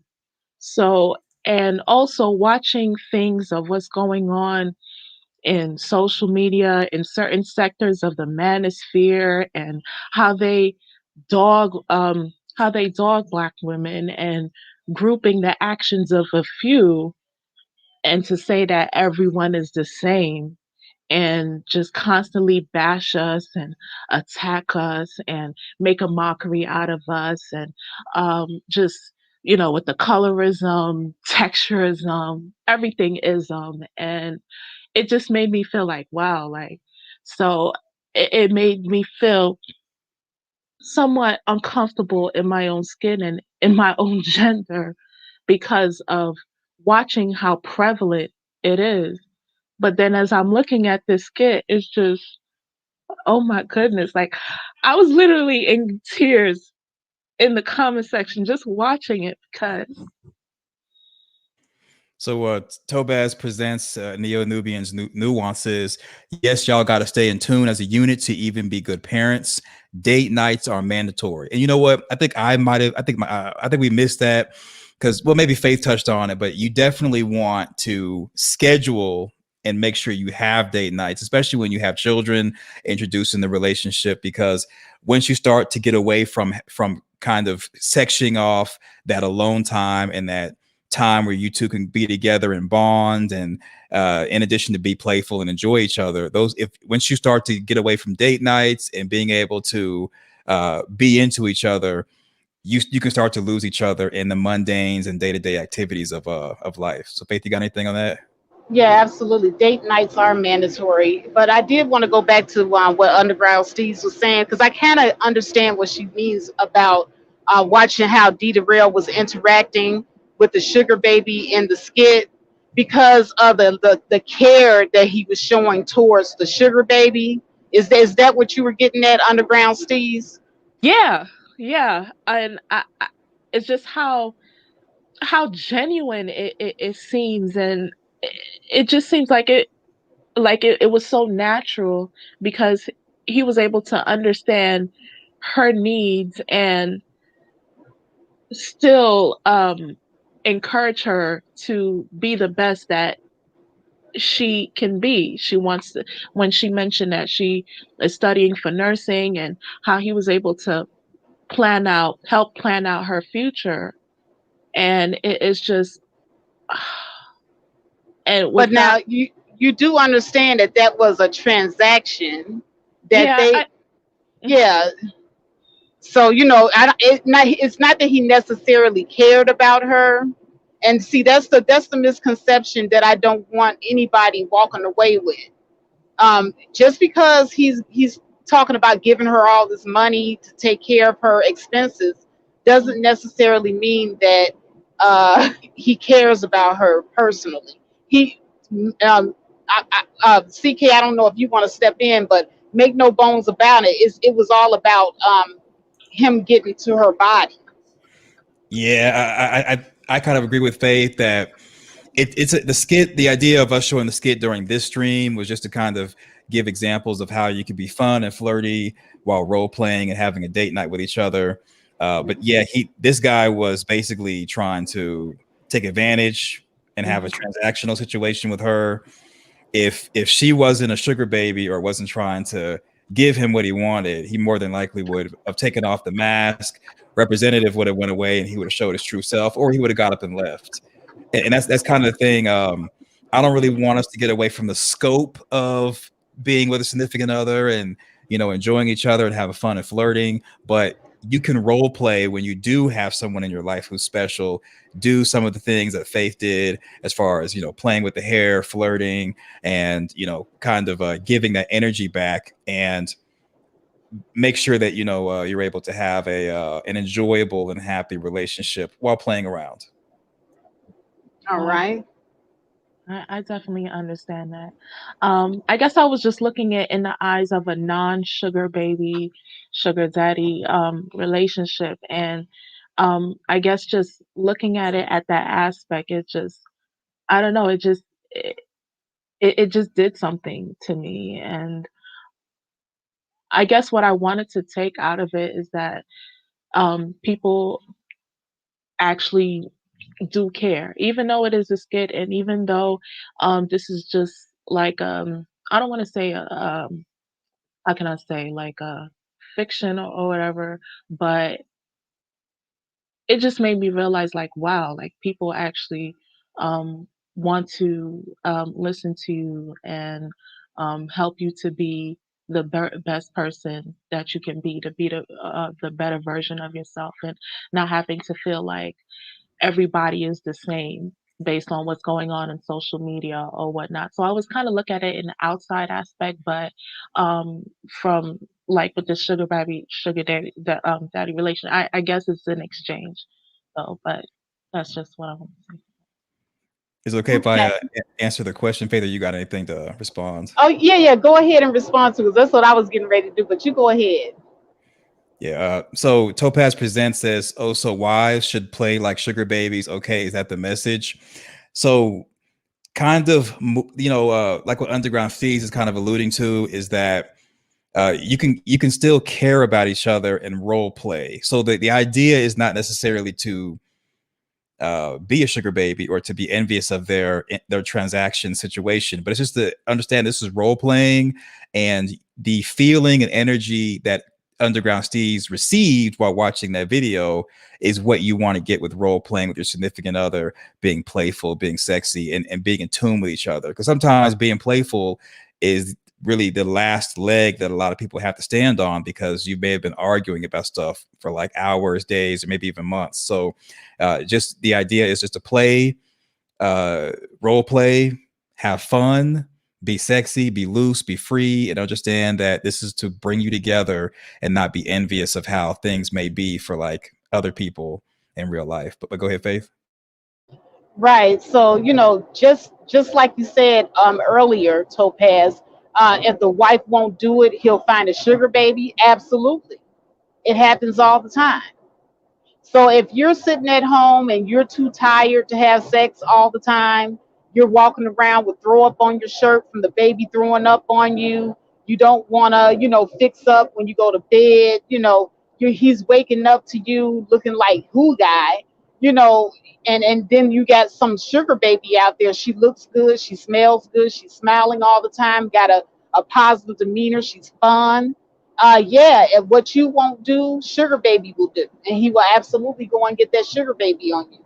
So whatever you did to get him, you have to keep doing to keep him. Marriage is work, and part of that work is, even when you're tired, you've been with the kids all day, you're gonna have to make the effort to go to bed washed up, smelling good, and hey, flirting, smiling, and making sure that you top off the day on a positive note. Even if you're not making love to each other, he would appreciate that. So absolutely, flirt with your man, make him feel like he's on top of the world. So Underground Steez, I don't know if you kind of have anything else you'd like to add, or But I mean, yeah, I definitely agree with that. It does take effort. Um, you always want to stay current and be fresh, but still, how can I say? Yeah, so just make sure that the relationship is still solid, making this person feel that they're on top of the world, but also having them make you feel that you deserve to be on top of the world as well. So it's that exchange that is important to keep everything solid and to keep it afloat. But I really appreciate these teachings, and yeah, that's that. yeah. And so Topaz is also saying, and women should know, the minute you stop doing that, smelling and looking good, you have to get back to self-care. It's a problem, even if he tolerates it. When you feel good, you can be fun and sexy. Exactly. Because to me, sexy is not just looking sexy, but it's also feeling sexy for both men and women. You want to feel attractive, and going shop. See, the more you do with your significant other to purchase things that you're going to be using, the better. So like a perfume that he likes to smell, wearing something that he likes to see you in, heels that he likes to see your butt be actuated in. Because when it boils down to it, the best relationship is where people understand that you're not really doing things for yourself per se, you're also doing it for your mate. So it might be something where you're like, oh, this looks cute, I want it, but then you might want to get his input, because if he doesn't like it as much as you do, you might be wearing it a lot, thinking that you're cute, you're fun, you're cool, but he looks at it and he's like, I just, it looks cool, but it's not necessarily sexy like this other outfit that you have on. So you want to get that feedback. You want to ask questions, because the best way for you to flirt and be sexy is if he is helping you be sexy to him, and he'll reciprocate that energy to you based off what you're giving him. Exactly. You always want to remind him why he married you in the first place. Make sure that, you're looking good when you're stepping out with your guy. And he's so proud to have you on his arm. Like when you step out that room in that outfit, whether it's an everyday outfit or an evening dress or whatever, make sure you're looking the best. When he sees you, there should be that little glimmer in his eyes, like, wow, this is my woman. You always want to get that reaction. Exactly. And Aries 504 says, us men are easy. I agree, but ladies, do you all think that men are easy? I guess to understand as far as what they want and what they don't want.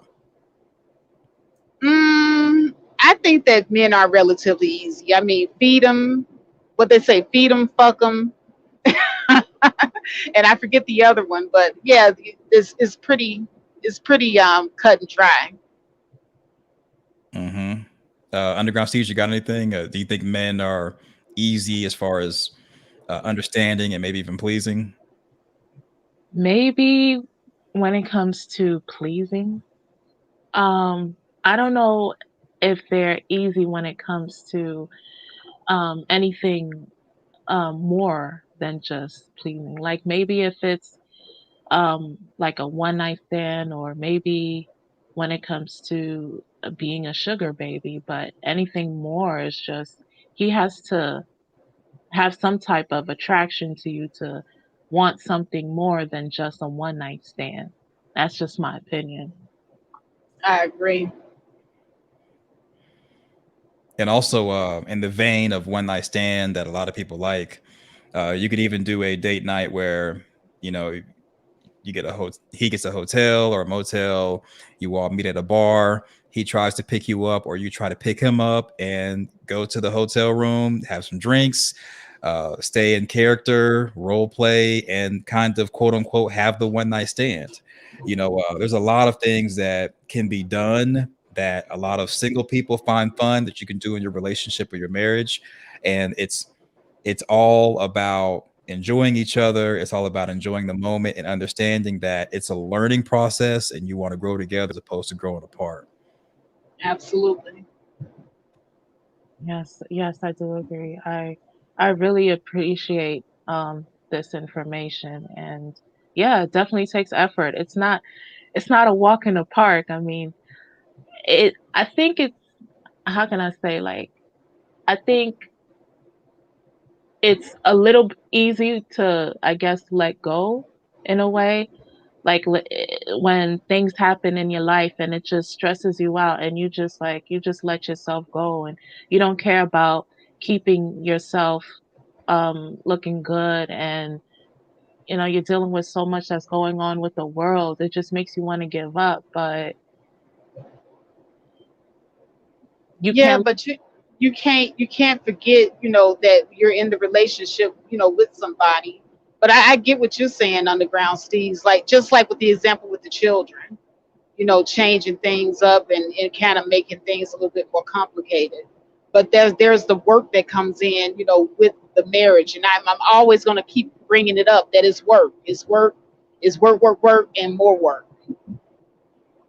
Yeah, yeah, but it's good to have the balance, and still find a way to be happy and to also make your significant other happy. So that's something that I'll definitely learn from this. And so I actually agree with Michael Israel, first time in history. Love does conquer all, especially when two people want to be together and they want to have fun. So a lot of the examples that we've given and different things that we've named, some people may find it corny. Some people may say, well, yeah, a lot of great ideas. The idea is that both people want to have fun and be flirty, and they want to be in love and keep things going as far as the spark and be into each other. And I agree with Michael saying if you're in love, the rest doesn't matter, because it really doesn't, because there's no right or wrong way. You don't have to go to a sex shop. You don't have to watch adult websites. You don't have to role play. It's just whatever works for you and your significant other to help you all be happy. Exactly. And you know when it's getting stale. Like you get that feeling that the relationship is getting stale. It's time to jump in and put some work into it. How can you spice things up? Maybe you will have to, go in that kitchen and wear that sexy lingerie nightgown. And this is if you don't have kids. If you got kids, you can't be running around the house half naked. But I'm just saying. Mm-hmm. If you don't have the kids, definitely walk around the house sexy. I think, you know what I think? I do believe that it is more complicated with the kids. I think the kids do kind of suck all the sexiness out of the marriage. I think it makes it a challenge, but it's doable. We can kind of continue that. But joining the panel is Neon Eyes. Welcome. Hi, Faith. Hi, Commendable K. Hi, Street Steez. Happy New Year, everyone. Hey, what's going on, Neon Eyes? What did you want to add to the conversation? Yeah, I just had a question for Commendable K because I was listening in to, I actually had to go back and rewind it to catch up on some of the things that were being said. And he mentioned something about you don't have to have whips or chains or anything like that to, I guess, expand your dynamic in the bedroom or your kink life or whatever with your partner.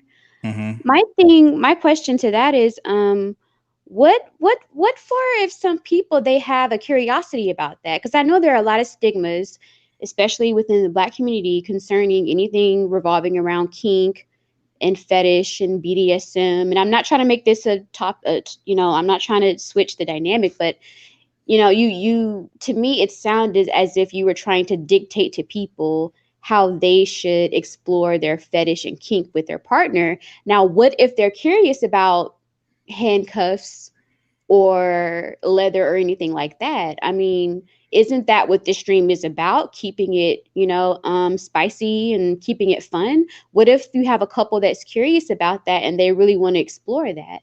Why is that such a stigma in the Black community? Anything revolving around the minute we hear whips and chains or leather, there's like, oh my God, there's like these weird stigmas attached to that. So if you're encouraging people to keep it fun and spicy and sexy, maybe that's not your kink, but maybe it's someone else's kink, or maybe they're curious about it. So that was my only concern. Yeah, I don't know I don't know how much you heard when you rewinded, but I wasn't saying to not do that stuff. So that the story that I told was my significant other and myself, we went into a adult shop and I let her walk around and see what she was into to see what we were going to purchase.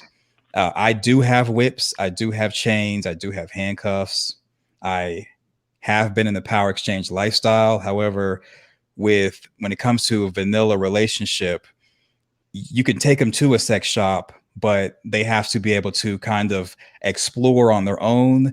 And you don't want to push them or force them into something because then they're uncomfortable. And it's all about consent, which I'm sure you're aware of. So when it comes to consent, just did a post about it. Yeah, I just did a post about consent and non-consent. Mm-hmm. So when it comes to consent, if while letting them roam, you can say, hey, what do you think about this over here? Which I did. She wasn't into the whips. She wasn't into the chains that were on the wall. So the ones that I own, I'm not going to bring out. She's aware that I own them, but I'm not going to force her to do anything because she's not either ready for it or doesn't want to do it. So what we ended up agreeing on was massage oils, edible gels, and that was just her thing. And it wasn't her kink level. So I wasn't saying that you shouldn't do it. I was just saying you have to let people explore so both of you all agree on it so you can figure out what are your soft and hard limits, what's going to be some things you're going to be into, what's going to be your consent level, and ultimately, where are you as far as power exchange if you want to take it there? Some people don't want to get past level 1, and that's fine. It's all about couples and feeling comfortable, feeling safe and sexy. So again, I don't know, maybe you misheard what I said earlier, which is fine. I'm glad you came up so I can give clarification for anybody who didn't understand. But it's all about being comfortable. So if people want to be into something and they want to explore, that's awesome and outstanding. I encourage that. Yeah. I don't think I misheard anything. Thanks for clarifying. I do want to make a comment. D. Durrell says that type of stuff doesn't make sex better. Well, for some people, the end goal isn't sex. For some people, the end goal is to ride a wave. It's not all sex isn't always the end goal for some people. Foreplay could last for 4 days or 5 days. It's up to the couple. It's not always about sex.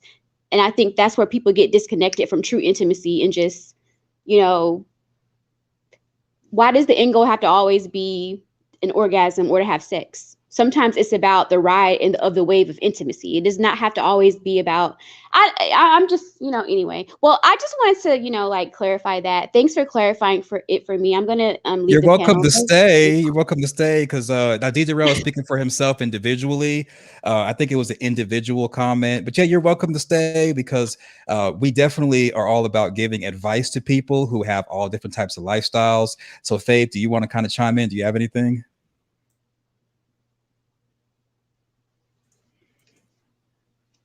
Or Underground Steez? If not, I'll just kind of keep talking because I could talk all day. I don't know. I just think that some people think that when they hear intimacy, the first thing that comes to mind is sex, and it's like intimacy it expands farther than just like physical intercourse.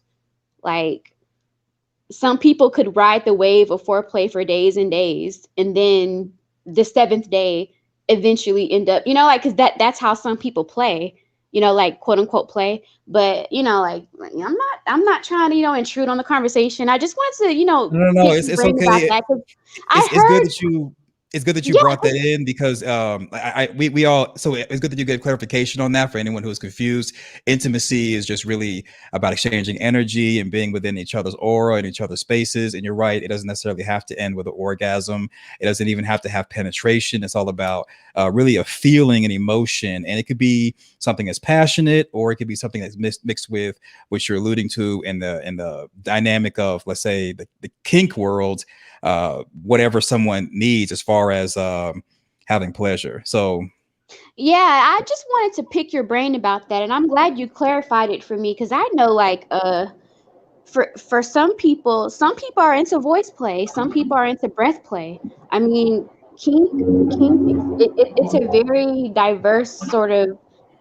It's very, very layered from couple to couple. So I just wanted to, because I know y'all only have limited time, so I didn't want to be on here. I didn't want to be on at the different. last minute. No, you're welcome to stay as long as you want. Different folks for different strokes, a different stroke for different folks. But Faith, you're back. You got anything?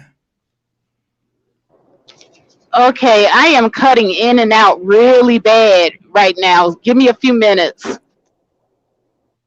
Okay, no problem. Underground Steez, you have anything?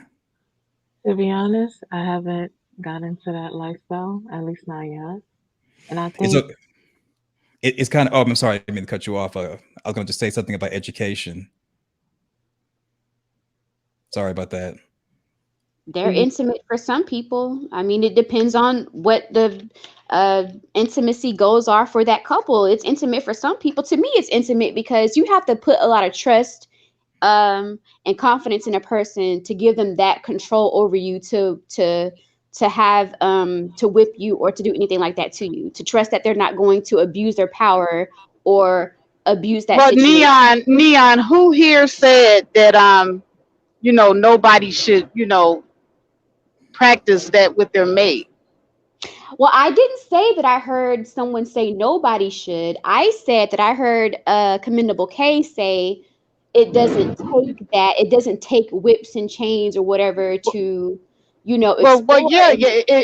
Well, why would you have a problem with that? Because it really well, I doesn't don't. take all of that. Well, it's not an attack on him, and I actually don't have a problem with it. But I was asking him, what about the people that have a curiosity about it? What about the people? Because I know, like in the Black community, anything revolving around blindfolds, handcuffs, or whips and chains, there's a huge stigma attached to it. So I was listening to the show, I rewinded it, and I heard him say something to the effect of, it doesn't take, okay, so my response was basically, maybe it doesn't take that for you or your partner, but what about for someone else? If the show is about, keeping it spicy and fun, what if someone chooses to use whips and chains, or they're curious about it, or Well, if you want to use whip and chains, that's you. I'm not gonna knock you for it. If that's my point. that's what Yeah. you and your partner would like to do, knock yourself out. Now, for me personally, I don't like being tied up. That's something that don't make my pussy wet. So for me, I don't want to, be tied up and all that whipping and all that type of stuff. Because for me, that right there drives me up. It has the opposite effect on me. So basically everyone has different kinks and different fetishes. So I don't think you should discourage people from exploring that if they're curious who about it. Discouraged? Who discouraged it? I am saying that I heard Commendable K say that it does not take that. So to me, he was speaking for himself.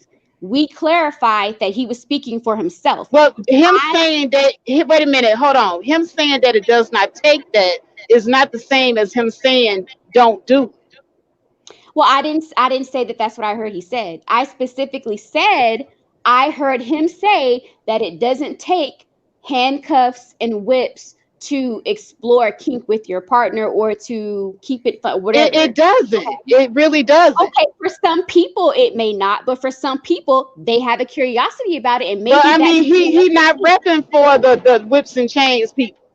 So okay, I understand that. So basically he told me that he was speaking specifically for himself and his partner. So he clarified that for me already. I just joined to ask him about it because I wasn't able to listen to the entirety because I don't know how long y'all are going to be on. So I wanted to go ahead and join to ask and get my question out and just to gain clarification. We gained clarification. All right, neon ass.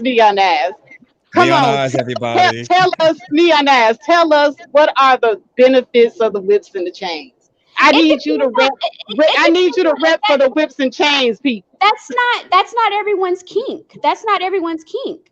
That's not everyone's kink. Educate the listeners on the benefits. Yes, please. I mean, you might convert me over or something. Come on.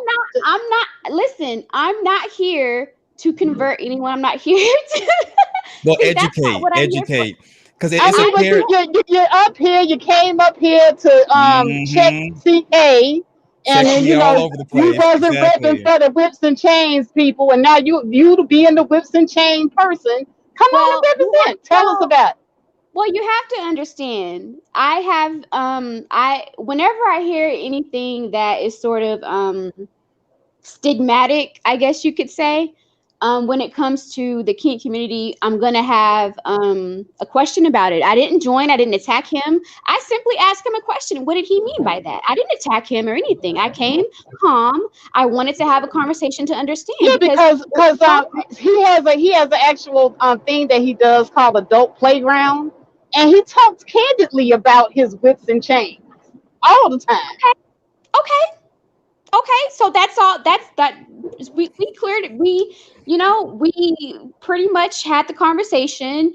He picked my brain, I picked his, and now I understand what he meant. So there's really no issue. I mean, I don't understand. Did y'all want to get together and do a whips and chain, thing, a little party or something?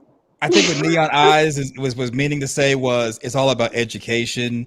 They do have adult groups you can join that deal with kink and power exchange and BDSM if anyone's into it. And there's also Facebook groups associated. No, because I'm wondering, if you didn't come up here to represent for the whips and chains people, but you just wanted to mess with CK because he said one thing, I'm kind of thinking Neon Ass. Come on, girl. Be honest. Be honest. That's not why I came up here. I did not come up here to mess with him. I think Faith got you, Neon Eyes. It's okay. Get her Faith. Get her co-host. It's okay. Get her co-host. No, No, I didn't come up here to mess with him. I just really wanted to know what I came up here to ask what he meant by that because I wasn't able to listen to the entirety of the stream because, like I said, I didn't know how long y'all were going to be on and I didn't want to join at the last minute. So I went on ahead and joined. Like right after I heard him say that, I fast forwarded a little bit and I tried to keep up, but I was like, it's late. I don't know how long they're going to be on. So let me go ahead and join. But I'm I do glad. have a genuine question for you though. I really do. Of Because when course, you of said course. that you don't necessarily have to come, it's not the end game. Now for me it's the end game. No, no, no, But I mean, no, no, no, no, no. I didn't. No, can I you didn't say. I did. I said sex isn't the end game. I said you don't. You don't. Sex isn't necessarily the end game for every couple when they're in a play session or when they're, like when they're into it. Like say like you come home from work and your husband smacks you on your butt while you're fixing dinner or something. That does not necessarily have to lead to physical intercourse. That could be a foreplay that lasts for about 4 or 5 days. It doesn't have oh, to. You get what I'm saying? Like it's for some people, intimacy, like that particular form of intimacy can be a wave that you ride for like 7 days. And then once you finally do reach physical intercourse and have that climax, it's deeper, stronger, and better because the wave was the trip was so intense. Does that make sense? Yeah, and okay, yeah, yeah. Yeah. yeah, Yeah. to me That's what I that's meant. Yeah. Now what were you gonna say on the Brian Steve? was saying that that's really rare for it. Can you hear? You can hear me, right? Loud and You can. Yeah. clear. Okay, so I was saying that that's rare. I mean, in my personal opinion and in my experience, that's really rare to go for days and days. Well, I don't know if I should go in deep. If can I? Well, it's Can I? flirting. It's like flirting for days and days. So basically, you're doing everything except for like penetration, basically. Yeah. It's a form of tantra, actually. It's a form of tantra. And it takes a lot of discipline and self restraint. Yeah, it's a form of tantra, actually. It's a form. Sorry about that, Neon Eyes. After you're done with your thought, Underground Steez and Faith, if you have any responses, we'll bring on the Oracle. So finish Neon Eyes. Yeah, I was just saying, like when it comes to the foreplay and when you ride the wave for days and days, because how like some people they could do foreplay for like 10 minutes and then next thing you know they're in sex. Well, you have some couples they do practice tantra. Like there are different forms of tantra, and we talk about that in different BDSM groups or whatever. Um, so basically, it is a form of meditation, and it's like a disciplinary. It's like a practice of discipline. You do have to be disciplined and have self-control and self-restraint to do that. But for some couples, the fulfillment they get out of it is the trip and the things that the things that happen and the connection that happens throughout the trip leading towards the sex. So if we have foreplay for 4 days, there's so many different things. And it's like riding a roller coaster, if you will.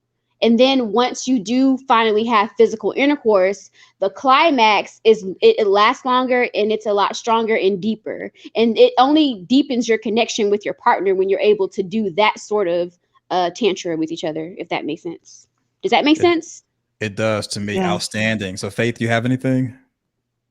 I don't know if I can go for days and days being teased like that. Eventually somebody gonna have to do something. Trust me, you can do it. You can do it. Trust me. Oh no, no. See, me and my vibrator, we gonna have some secret meetings. Oh, you can't cheat. That's cheating. That'd be cheating. I So used to be Underground honest, Steez, you got anything before we welcome the Oracle to the panel? I used to think that if I don't know, and this was just like a long time ago. Like I used to think that if you had a partner, why have a vibrator? Like your partner should be pleasing you every single I'm gonna cut you off way. and say it's possible for you and your partner to use the vibrator together. Oh, okay. So you can use Okay. you can use any toys and tools you want as long as you both enjoy it and like it. But Yeah. finish your thought. Go ahead before we give it to the Oracle. Yeah, this is yeah, like you said, this is all education. So um yeah, I'm just learning. So, so joining the panel is the Oracle. Your camera's on. Not sure if you were trying to do that. Thank y'all so much for having me on. Thank you, dear Faith, for having me on. I'm not sure of everybody because this is my first time visiting your station. And I really am interested because I am in school for just what you guys are talking about, family and marriage and relationships. I'm finishing up my last semester at UNT for sociology, and I'm actually studying this subject, what brought me to the panel. And I like to weigh in. I may come across with a little bit of education, a little bit of real world experience. So yes, thank you so All much right. for having Well, me on. congratulations and welcome. I Thank appreciate you coming up and sharing with us. What do you I have for us appreciate here? you too, Queen. Yes. Um, as I'm learning, I am learning some things that I already had in a 25-year marriage that goes without saying. Then I also learned some things that I didn't know about with the intimacy. The intimacy comes in layers. It really do. And it's contingent on a couple. It's custom made. It's one of those type of things that develop per the custom or the couple's needs and wants and what they are willing to express. Because we're talking about taboo. Just know that we were brought up as a Black community not even speak the word sex, let alone have general discussions even with our mate, our boyfriend, our high school sweethearts. So, what did we learn along the way once we did take the vow? So, not very much. We kind of winging it. And now that we learning, there are more layers to intimacy than just the wifely duty or the husband duty. We're now understanding there are more ways to be expressive. This bring me back to the old school. OJ singing, "We cried together, then they made love." That's a form of intimacy to cry. You know, we don't talk about that because what men are not allowed to talk about their feelings. That keeps their door closed. So yes. Outstanding. Yes. Definitely again, it's good that you're going to school, that you'll, do you do content as far as intimacy like No, I do something else. I'm more into conspiracy theories. I actually have a station that I used to do about Umar Johnson, but that's been stopped a long time ago. Now I'm just don't bring up switched over Omar to Johnson. This is not general. is Dita Rail here? Don't do it. Don't do it. Oh, Let's just wait a minute. Oh Is no, no, Dita no, Rail it's in the not. audience? Dita Rail, she did not say Umar Johnson. right. I'm We're going to sorry. strike that from the very video. You don't want Dita Yeah. Rail running up here. No. No, no, you No, don't I want don't want him on that. my station either. I don't no longer have anything to do with that. I switched over, so I'll just give you a backdrop of where I come from. So yes. So the Oracle, what are your thoughts on be the hot, sexy girlfriend, not the wife? I have a thought about that. That now we've come to a space where that's more commonplace, more accepted. It just contingent on the wife. I feel like her validation to say, "Oh, I got a man," even though that man belongs to somebody else, is it's really, oh man. I used to have it black and white. I really did. No, she's out of there. It's not. She shouldn't even lie herself. But now, I'm not so sure. I'm having second thoughts, so I'm not really clear about that. Yeah. Oh, I'm sorry to get clarification. You may have missed that part of the stream.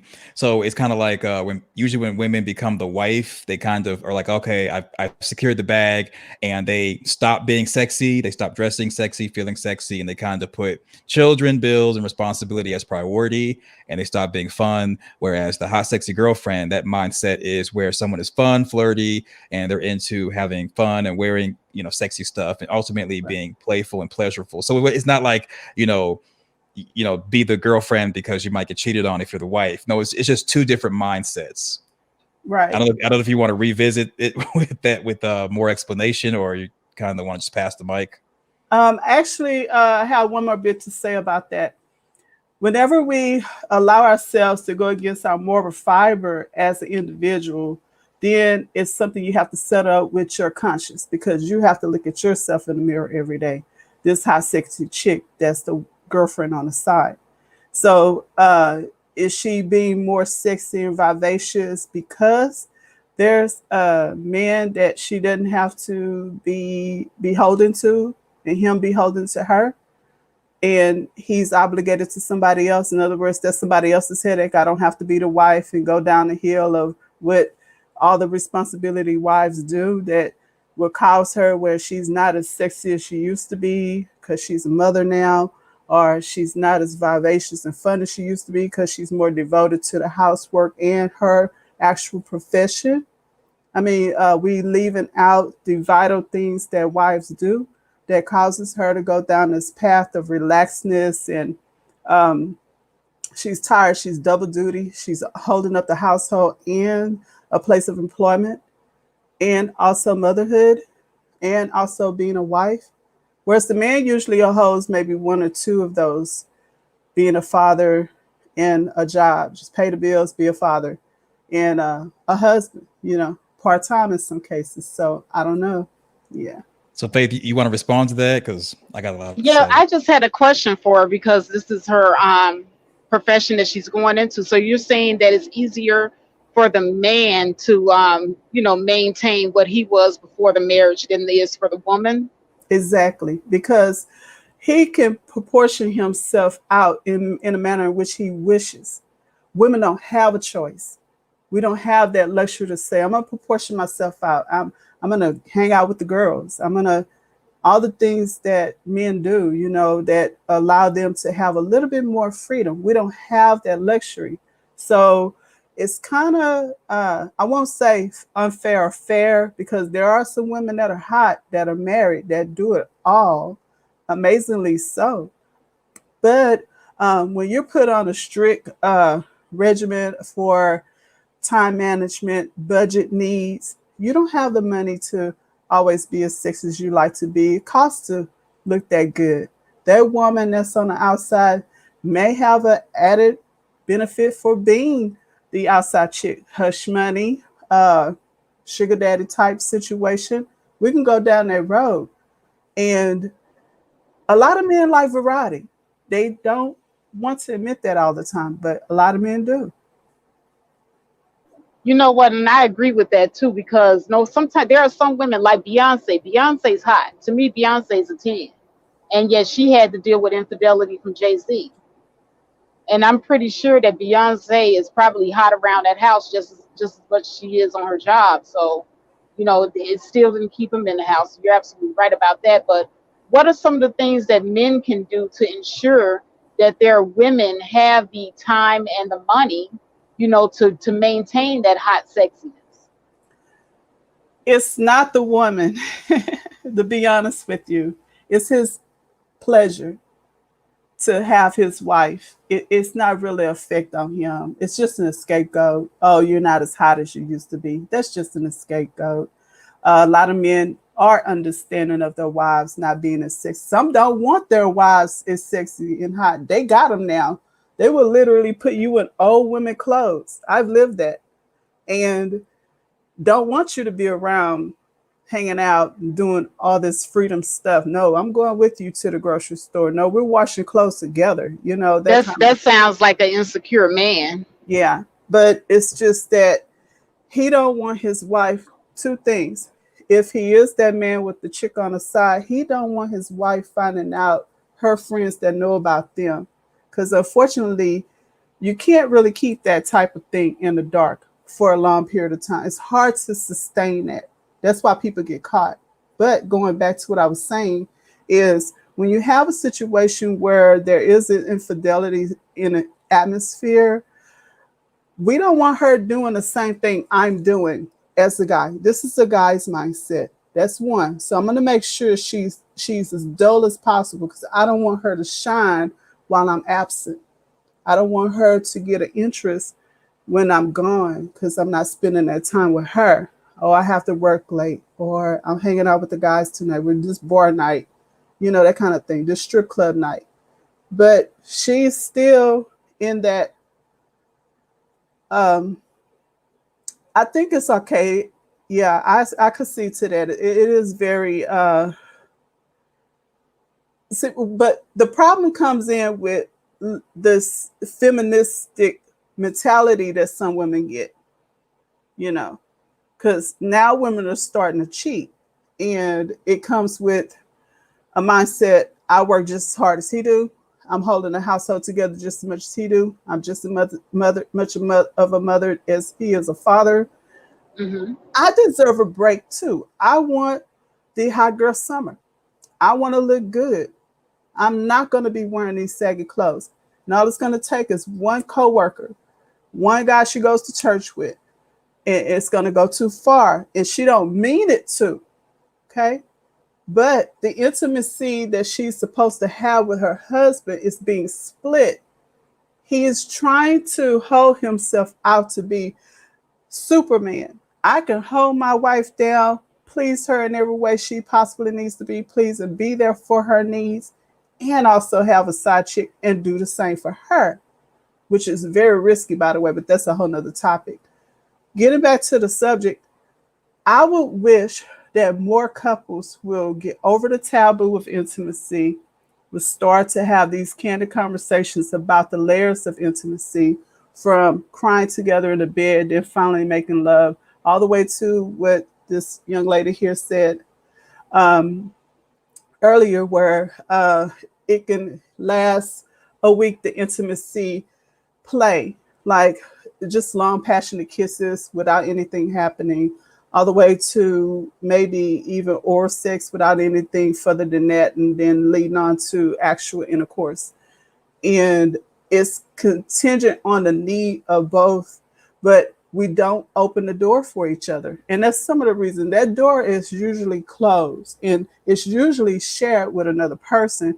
And that person is usually the girlfriend on our side. Outstanding, outstanding. I'm glad that you're coming here and giving us this information because you brought up a lot of things that I hadn't even thought about actually. Yes, ma'am. And it's just a matter of getting in tune with your mate, and it's not everything seen doesn't have to be said, and everything said, uh, everything understood doesn't have to be said. That's the old saying that if you know your man, you know, you know, and he's either on the crest of getting another girlfriend or he already has one. Unfortunately, the divorce rate in America is over 60% for the Black community. We're hitting the divorce court faster than we are the marriage license filing. So, unfortunately, we're not even making it down the aisle. When we do, we backtrack. And that's because sometimes we don't. What started us out, we couldn't maintain. And it goes back to what the gentleman says. What about she don't comb her hair no more? She's not wearing a hot, sexy outfit no more. It really doesn't have anything to do with that because, like you said, Miss Faith, Beyonce is the hottest chick on the planet and get played. Okay?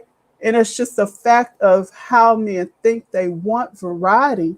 And we as women don't want to accept that. We really believe that this guy's going to only want to have sex with us to the end of time. Well, And it hold should on not a happen. second now.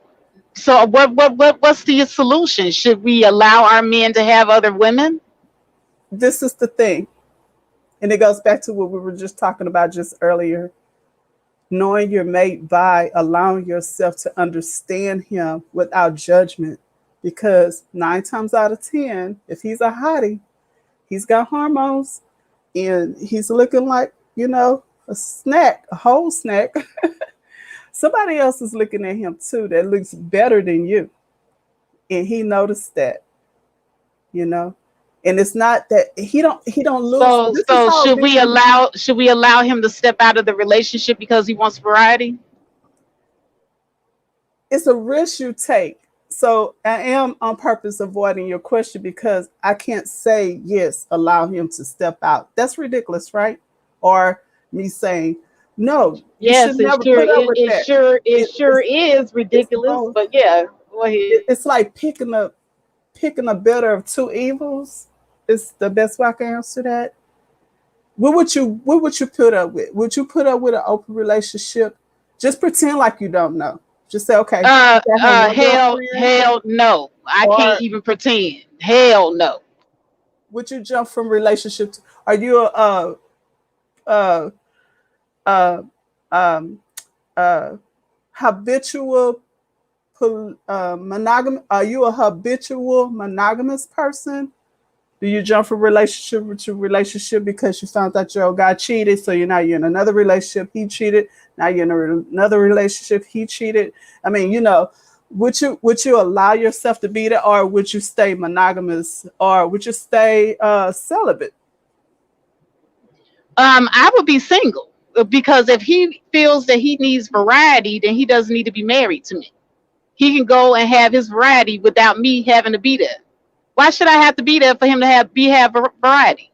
I could be gone doing my thing. He just continue to do his thing. Now, I'm if going we to play know the we live in devil this advocate for era, a second. oh, I'm going to sorry. play the devil advocate for just 1 second. I'm sorry, I didn't mean to cut you off, but finish your thought, and then after that, I'll give you what I'm saying. I was Go just ahead, Neon. no, I was just gonna ask if we know we live in this era where polyamory is widely practiced, why aren't people having more conversations and asking these questions before, like during the dating period of your relationship? Why aren't you having these conversations? Like, It's a deal breaker. It's just being honest. It it needs really to be is. had. It needs to be had. Exactly. Like, Right. Don't marry me and then force me into a polyamorous situation because that's gonna get you killed messing with me. I know about that too. I won't say here on the tube, but yes, I had my run in on some certain situations in my past. But yeah, I feel you, Miss Faith, that unfortunately though, hindsight is 2020 when you look back, you know, and you think, okay, this guy, he's still doing good, he's still holding it down, and I'm out here, you know, and I'm not single anymore, but there was a space after the divorce, of course, and so um, I wasn't sure. The values that I held are not the same now that I'm in middle age. I have a different understanding. Do I agree with it? Hell no, I don't. I'm like you. I don't want nobody cheating on me, but at the same time, am I content with being single because of the likelihood that the guy that I wound up with will do that, and I don't want to have to deal with that no more. I'm tired, I'm too old, that kind of thing. Or am I willing to do the poly thing, however you want to finish that uh, word? So it's really an individual choice on what do you have to lose? What have you invested of yourself, your personal self? You know, and will it rip up a business? Will it rip up a home? Will it rip up assets? Will it rip up all that y'all had going for each other because he wanted to? Are you scared he's gonna fall in love with another woman, or what is it? Okay, just we're But having this. no, it don't have. It's just not for me. Like I don't put down women that are, because I know women that are in polyamorous relationships out here in Arizona. There are quite a few Hebrew Israelites that are in that situation. I know women that are sister wives, and I don't look down on them at all. Hey, to each their own, you know. But for me, if you come to me and tell me that we are, in a monogamous relationship, it's just me and you, and that's my understanding when I got with you, and then all of a sudden you want to pull a switcheroo after we done tied the knot and everything. We didn't, like Neon and I said, we didn't have the conversation beforehand. That's gonna get you killed messing around with me because I don't, that's not my thing. Now me, I'm happy to be single and by myself rather than be with somebody that's gonna cheat on me and lie to me. Is that settling? Do you feel like you're settling? Um, no, for people that want to do it, I don't feel like it's settling at all. But for me, myself, I would not be happy in that situation. I could not thrive in that situation. I would actually thrive in a situation where I'm just by myself dating whomever. So check this out. We're dating, right? I'm putting myself in a person's shoes. This is not to you directly, just in general. As a woman dates. Is it better for her to have multiple partners as a dater than to have one partner that has a one other Okay, say that again. Is it better for her to have multiple dating situations going forward, or is it better for her to go ahead and stay with her partner and allow him to have one other? It depends on how she feel about it. Like I said, I don't look down on women that are comfortable with it. It depends on her comfort level with that situation. Now, if she's comfortable with it, then she picked the right situation for herself. But if she's uncomfortable with it, then she needs to get out of that situation and move on to a situation she's more comfortable with. But that's just the risk that we take, right? Right, because there are worse things that can happen to you. See, this is the thing, and see, and I get where you're going with this, but there are worse things that can happen to a person than being alone. Right. See, women, y'all sit up here and that is like the Achilles heel. You're gonna die alone, alone, alone, alone, alone, alone. Y'all feel like that's the worst thing that can happen to you, being by yourself. That means that you're not happy with yourself if you can't be by yourself. And Right. then how you gonna make somebody else happy if you weren't happy in the first place? That's true. Because you have to be able to live with yourself to even think about having a wholesome relationship. So you're correct. That is so true and needed to be understood. Because that's a lot of times the problem. Because you're right. Some women do settle.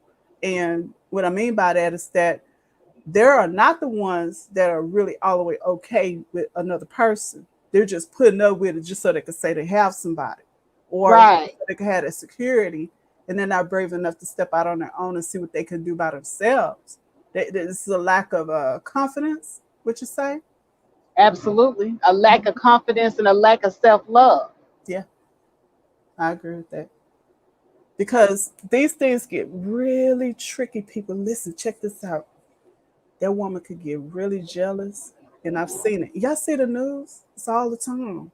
She'll come and try Hmm. to shoot the. You seen a pastor where ex girlfriend got pregnant, had an abortion in Memphis, I think, a couple of Or years we can ago. even go back 30 years ago when Lorena Bobbitt cut that Mhm. dude penis off. Exactly.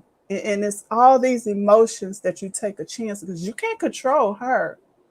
You could know work with your man, supposed to anyway, but all these other parties, you know. That's why I'm on the fence. I'm not really. I'm like you. I don't judge people that have polyamorous relationships, but at the same time, it's not for me. And I'm not absolutely certain that that's the healthiest situation for some women that will ride the fence of I'm just putting up with it. You know, I don't want to. Well, I don't want them to leave me. Oracle, what I would tell you is you would have to get in tune with yourself Right. and be honest with yourself too. Don't Right. don't enter into anything trying to please somebody else, because when you do that, you're not being completely honest with yourself. The situation Exactly. has to also please you as well. And Right. if there's nothing in that situation from you, then it's not for you. So if you feel uncomfortable in any way in any situation, I Yeah. would tell any woman not to do it, because jealousy is a hell of a drug. I'm gonna tell you. Mm-hmm.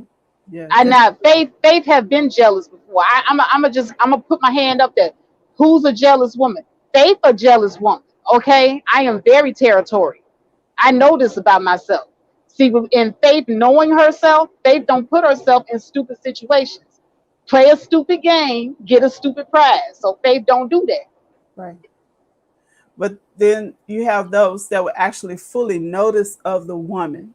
They know this, and still 2 and 3 years down the line, after fully understanding and accepting, they vow to accept that. They vow Hmm. to be this devoted person, and they still cheat. They still have to have, because it goes back to the core of it. What men think, this is getting to their mindset of what actually drives them as a total person. A lot of men want variety, and they are absolutely in love with their wife. They don't have any plans on leaving her. They even threaten sometimes these step out the other chick, or whatever you want to call it, whatever label you like to put on her. You messed this and, up for and me, and I'll that's the come up thing. with it. You know? That's where men need to be honest with themselves and honest with their partners. And don't try to force a person to be in a situation because that's what you want. And that's where I think a lot of these men go wrong. That's where you got a lot of these men getting their tires and stuff blowed out and windows busted out their car, people spray painting because they lying to these women, Mm-hmm. trying to, play the pimp game, and they just playing themselves. They not players, they playing themselves. Mm-hmm. So Faye, let me ask you this. Say, you meet this awesome guy, y'all click. You already know where I'm going. And you head over heels for him. He do everything. He take you to the grocery store. He help you pick out your favorite, items, or he actually comb and scratch your hair. He do little stuff. He got it out in you, in your fiber. And a couple of years go down the line, and let me ask you this way: would you try to run her off first before you call it quits, or would you just go in on him and just you jaded me? You shouldn't have did that. Okay, so y'all got a couple of years in a relationship and you find out he cheated and he been this stellar man to you. Stellar. Okay, are you married or are you Married. just We girlfriend and married. boyfriend? We're not shacking. We married. Okay, marriage is a little bit different. Now, I would actually work a little bit harder depending on how sorry he displays himself to be. We gonna have to do some marriage counseling. Oh, I would have his butt right there in front of the psychologist because that's the punishment. That's part of the punishment, ladies. Men, if in case y'all was wondering, yeah, that's part of the punishment. That's how we punish you for cheating on us. We Right. hit you with the marriage counseling. Right. Yes. Okay. And so if you sorry enough, you will go through the counseling. But if it ever in any way, shape, or form happens again, this is no accident. Ain't no apologizing. I don't care how long we've been married. I don't care how many kids we got. Guess who is getting ready to go get a divorce? Me, me, because I'm gonna pick me first. So would you say you're gonna go in and guard it? You already prepared. You like, okay, this is my plan B, this is my extra strategy. Is that what it's how you rocking? Yeah, everybody should have an exit strategy. If you don't have an exit strategy, something is wrong. You have to already go in and you should already discuss what your limits, your left and right, as CK says, left and right limits are. You should already go in having discussed that with each other. Yeah, a lot of ladies don't know, and I'm almost certain that you already know to do this, or if you don't, would mind adding this to your rhetoric and talk on these type subjects. The worst thing a woman can do is tell the guy that she's leaving him in his presence. You don't want to do that. That's the most dangerous part. And this goes in territories of domestic violence all the way to murder. So the worst thing, some women don't know this about their guy, that just like you have a streak of violence where you ready to take this guy out for jading you. So do the guys sometimes have the same thought process. She leave me, she not leaving me. Cause see, this is how guys think. You done made this home for him. Okay. You got the best sex, you done made this home for him, you done gave him kids. That's his whole life, and the status in society is based off of that. I'm gonna tell you this one time. If you got a man that's psycho enough to try to kill you or put his hands on you, you gonna have to be prepared. And see, it ain't gonna be none of this docile laying down and taking it. There is such a thing as self-defense. Yeah. I So, know. you Yes. might have to put a bullet through his head to get away from it. Trust me, I know. I've been through something like that. And that's what I was alluding to earlier when I came on, is that I had a situation and I caught some time. And y'all don't want to walk in those shoes, because once you do the deed, you can't take it back. No matter how wrong he was for putting his hands on you, You have to know the laws in your state. That's the Right. hard lesson I had to learn the hard way. Even in self-defense, you can break the law. So like you said, add that to your mindset. If it comes to you or him and you know your life is in danger, know the law still, because as long as you're melanating, it's going to be kind of one of those touch and goes. And I'm praying that it don't ever come to that for anybody. But you can't leave that out of these type of talks, because we are dealing with people that do get highly volatile whenever it's the end of the Yeah, road. I had a girlfriend, and not to cut you off, Oh no, but she was married to a police officer, and she was in that same situation that you're talking about. She mm, had actually left her husband, and he was going to pick up his children, and then picking up his children, he decided that day that he was going to kill her. He put 3 bullets in her head. wow, wow.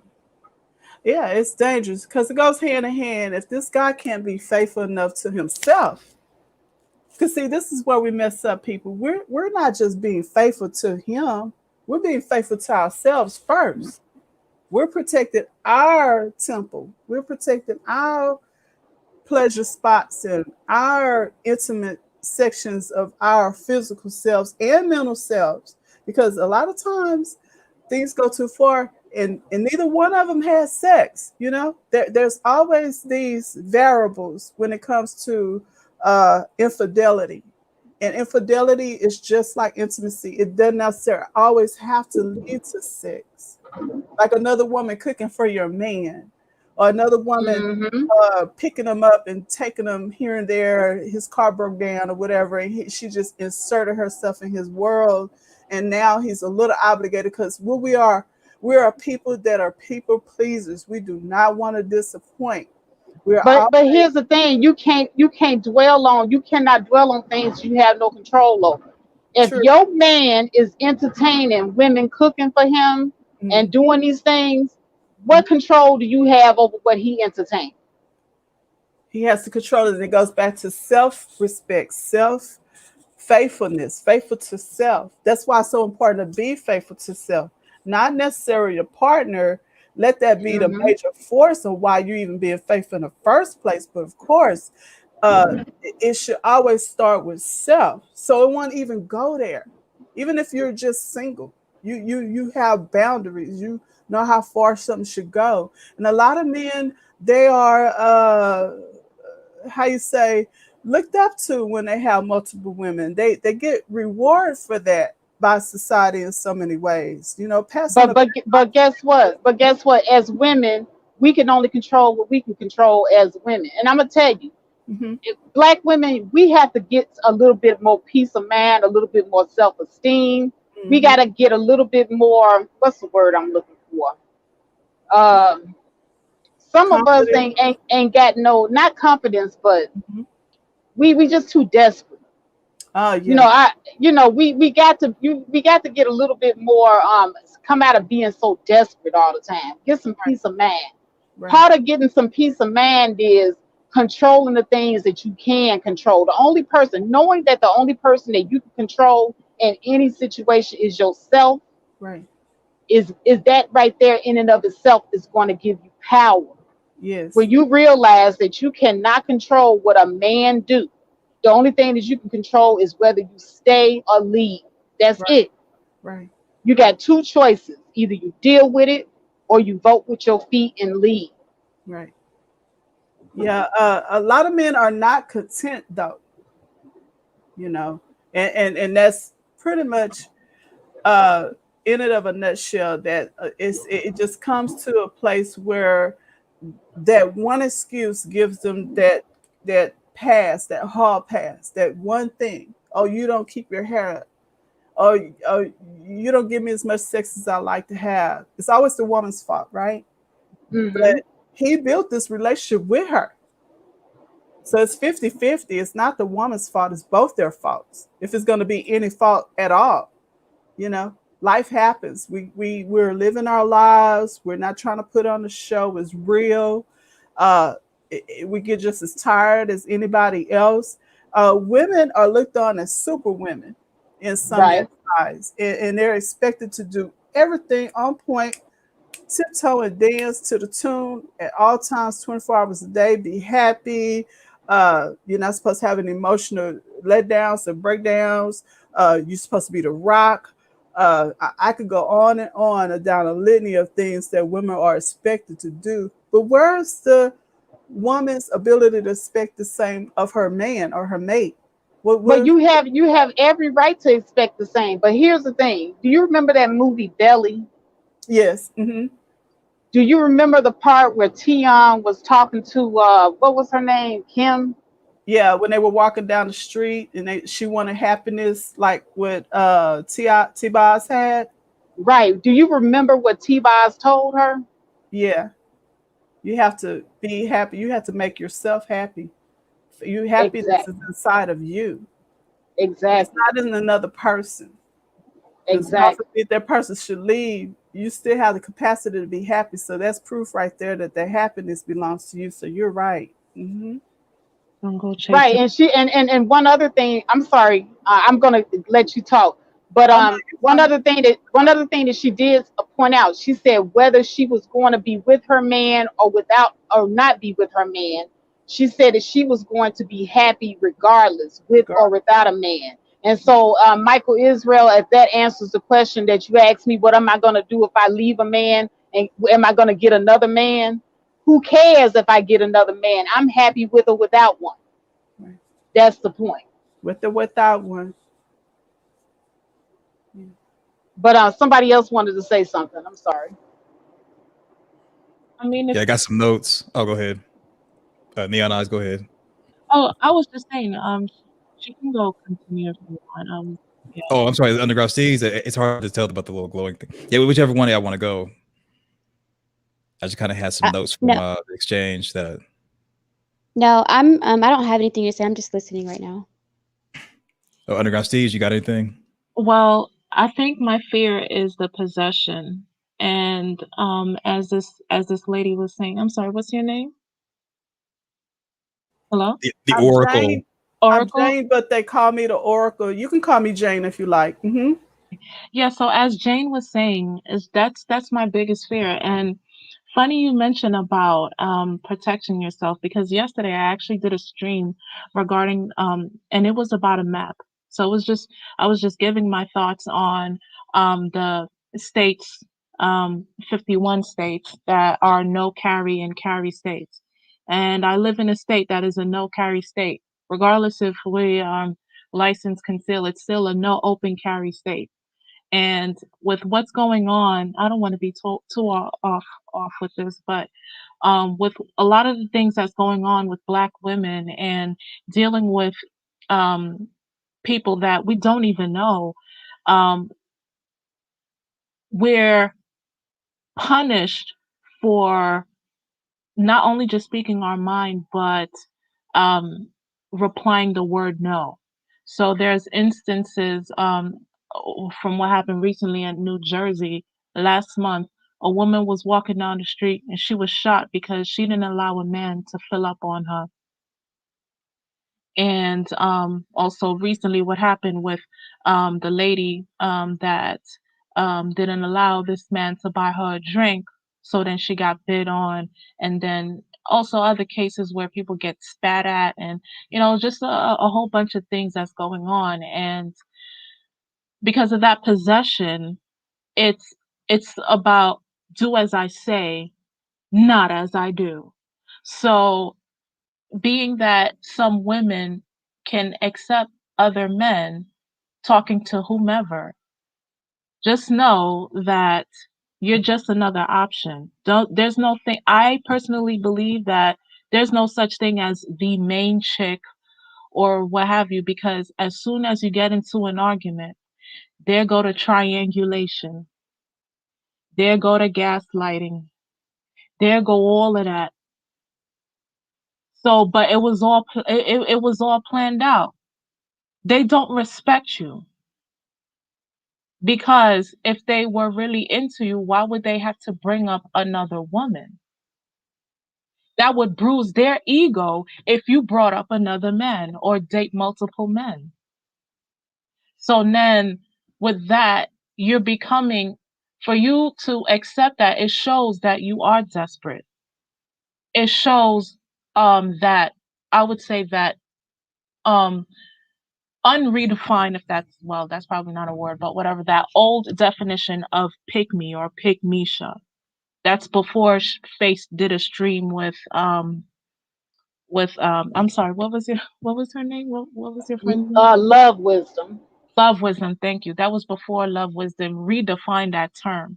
But you accepting all those things just so you can flex, just so you can um feel better about yourself that you have a man, and that you want to talk down on women that don't have a man for whatever reason. You're just, don't think that it's all good and it's all gravy and all just because you have one. Relationships are choices, and somewhere along the way from colonial day to today, we've lost sight of that. Now it's become some type of a necessity when it's really not. A relationship, choosing to be relationship or not, are total choices, and it has absolutely nothing to do with validation. Because you could be just as looked down on in a terrible relationship as you can be looked down on in any situation. So I don't buy or pay into the concepts of anybody, whether it be man or woman, saying you're not all of who you are to be based on idea of your marital status. But I do say a relationship should and is supposed to enhance the couple, both together and individually, by just having the opportunity to share your life with somebody. The opportunity is the key. But this is the thing. Whenever you have a relationship dynamic, setting a tone from the gate with how you're going to handle your differences should be another topic. Not just, are you going to cheat? Are you having any interest? Are you that type of guy? But also, with the what ifs, say things didn't work. Are you open for therapy? Or are you open for a retreat? How healthy is he feeling for you should be a requirement. Is this guy healthily, if that's such a concept? Is his given to me, and is it healthy? Is it wholesome? Does this guy come with some type of logic behind what it means to have a friendship that develops into a relationship? You see? And can he maintain a friendship and a relationship like it's us against the world as opposed to us at war? So it's a lot of things that we miss from the gate because it's taboo. We don't want to scare everybody off. We don't want to have the heavy conversation. A lot of people can't handle certain type of conversations. Maybe we should start thinking about, are we even willing to entertain somebody that won't even have an open mind to that type of conversation? So maybe we should take a longer time in the dating process sometimes. So yes. Sadly, we don't do that because everything is all instant gratification. Everything is about flexing. Everything is about just bragging and putting other people down when we get into that phase, especially um, when we come across who we deem as high value nowadays. So that's just the problem. But yeah. I also have to add to this. This is how desperate this is. Let me put it to you this way. Uh, Without going into eugenics, I don't want to get really heavy for respect for people that are coming in on a replay. I say it like that. Just in general terms, we already know this. The Black family is, I dare say, phasing out. And what I mean by that is that we're no longer creating a traditional family. We're no longer producing reproduction at a rate that we can replace ourselves effectively to maintain a race. If people are into that. Now, there are a lot of people that are simply not into race, and I get it. But the Black unit itself is in a state of emergency, I dare say. According to the statistics, we're not forming and keeping relationships or marriages, not just marriages. We're not even holding on to basic relationships. We're relationship hopping, if you will. And with the multiple people that are coming in and out of the household, unfortunately, a lot of kids see this, and that causes a lot of dysfunction with school, with mentalities, suicide rates. We can go there.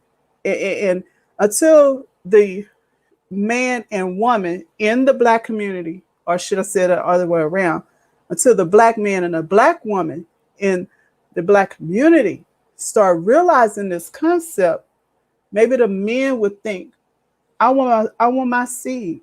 I want my seed to be not just my seed, but a seed of my genealogy, something that represents how I look, you know, as opposed Well, to, you let know, me interject here, because see, I don't think it has anything to do with that. Until Black women start letting go of the desperation, start loving ourselves more, putting ourselves first, expanding our dating options outside of just American Black men. Because see, I get so sick and tired of, we got to preserve the race, preserve Black love. We put so much on Black women, it's ridiculous. Because Black men ain't preserving shit. So why is the onus on us to preserve what they ain't even trying to preserve? yeah, so it's starting to look that way. It's starting to look like the Black man has simply given up on not just the Black woman, but the Black community altogether. They're not interested in having this homogeneous setup that most races do. We're comparing the races at this point, and I know that's something that you said, that we should start thinking outside the box.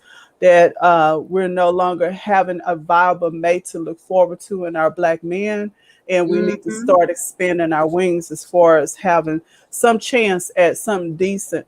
But at the same time, there is a collective that do see the fading out of the Black family. So I see that this is the beginning to the end of the Black family. No, it's not. Not necessarily. There's still quite a few Black men and women getting together. Majority of Black men marry Black women. But Black women, we take a lot of mess, sitting around waiting on Black men to be the men that they need to be.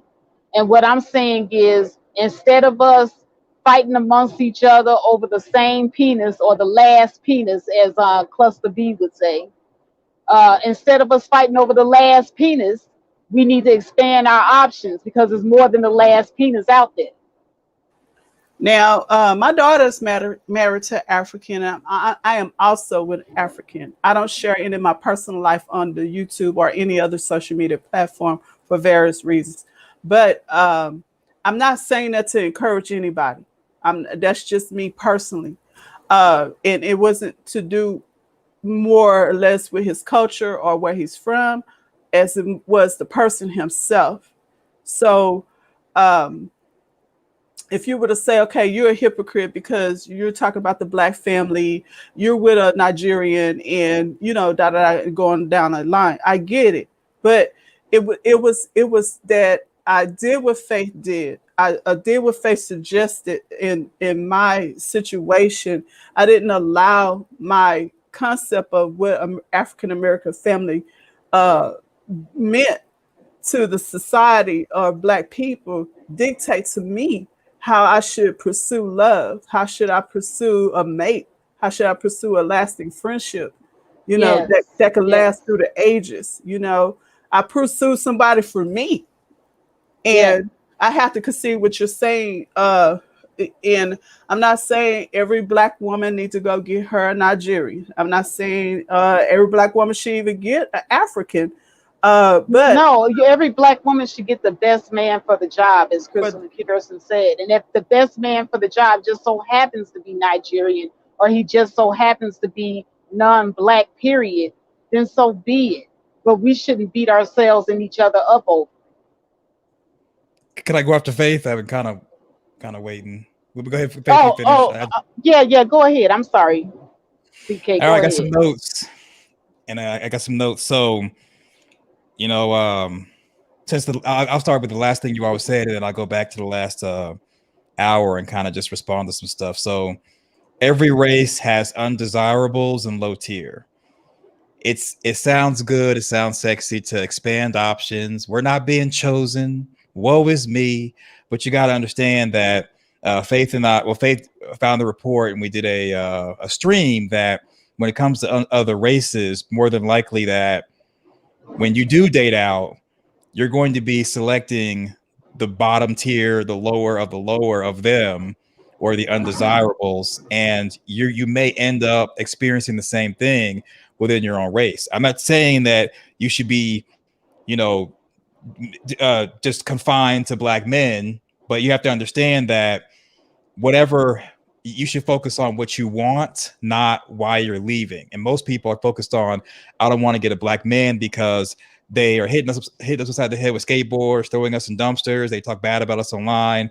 It's like all these reasons that are negative as to why to leave. But you have to understand, if you're expanding your options, you're going to get a white, Mexican, Chinese, African version of the same people that you're trying to avoid in your own race. So all I got to say is just, aim high and understand that the older you get, the fewer options you have, especially outside your race and culture. So the first Right. thing is learned helplessness, accepted powerlessness. It's like this, don't be afraid to start over. Don't be like, well, you're in the relationship, you're in a marriage with somebody, or do you want to be alone and start over, or do you want to stay and just let him have a couple of women on the side? It's all about learned helplessness, accepted powerlessness, because you control the relationship. When you go in, you lay out exactly what you want, and if things don't go your way, don't be afraid to be by yourself and leave, because he's not going to respect you if you stay and you take the mess. And when you think about it, Exactly. there's only enough, like if he's bringing in his one income and he's got this woman on the side, these side babies, all these little families, he cannot afford all those mouths. So the more people you allow him to have, the less money that's going to be for the household, and you're going to be in the poorhouse anyway and unhappy, whereas you can do bad by yourself. So we got to stop accepting language and thought processes that are learned helplessness, accepted powerlessness. Don't settle, don't be a loser. It's like this. Underground Steves brought up the map when she did her stream, and she brought it up today. We can't live in fear. If someone comes at you and they're coming at you crazy, be prepared to defend yourself. You're at war. Everybody's trying to get you, and that's how you got to think about it. Whether it's political affiliation, race, the other gender war, whatever the deal is, when it's you and some other people coming at you, be prepared to defend yourself, because the people who might be around might either be participants, they may be standbyers, or they may be people who are just pretty much freezing up. So you got to understand that if dogs are trying to bite you, put those dogs down and be prepared to do that. And in the vein of don't settle, don't be a loser, you're only a man can only do what you allow him to do, and you can't play the what if game as to why you're not going to get the best of the best or allow someone to disrespect you. If I enter into a monogamous relationship and I'm with a woman and she cheats, I'm gone. I'm done. I'm not trying to use another man's used condom. That's how I look at it. Or in the words of Faith, a used up womb. That's how you got to think about it. Because if someone cheats on you, that means they don't care about you. They stepped out the relationship to get something that you have. So when it comes to men, all women have a pussy. So for him to leave the relationship that you have a pussy, and him to get another woman who has the same pussy as you, think about how disrespectful that is. He doesn't care about you. And for him to be like, oh, I'm sorry, I won't do it again. You got the same body parts. Now he might say, well, she's thinner than you, she's younger than you, she's this, she's that. That means he doesn't care about you, and he's getting something that you have from someone else who he feels is better than you.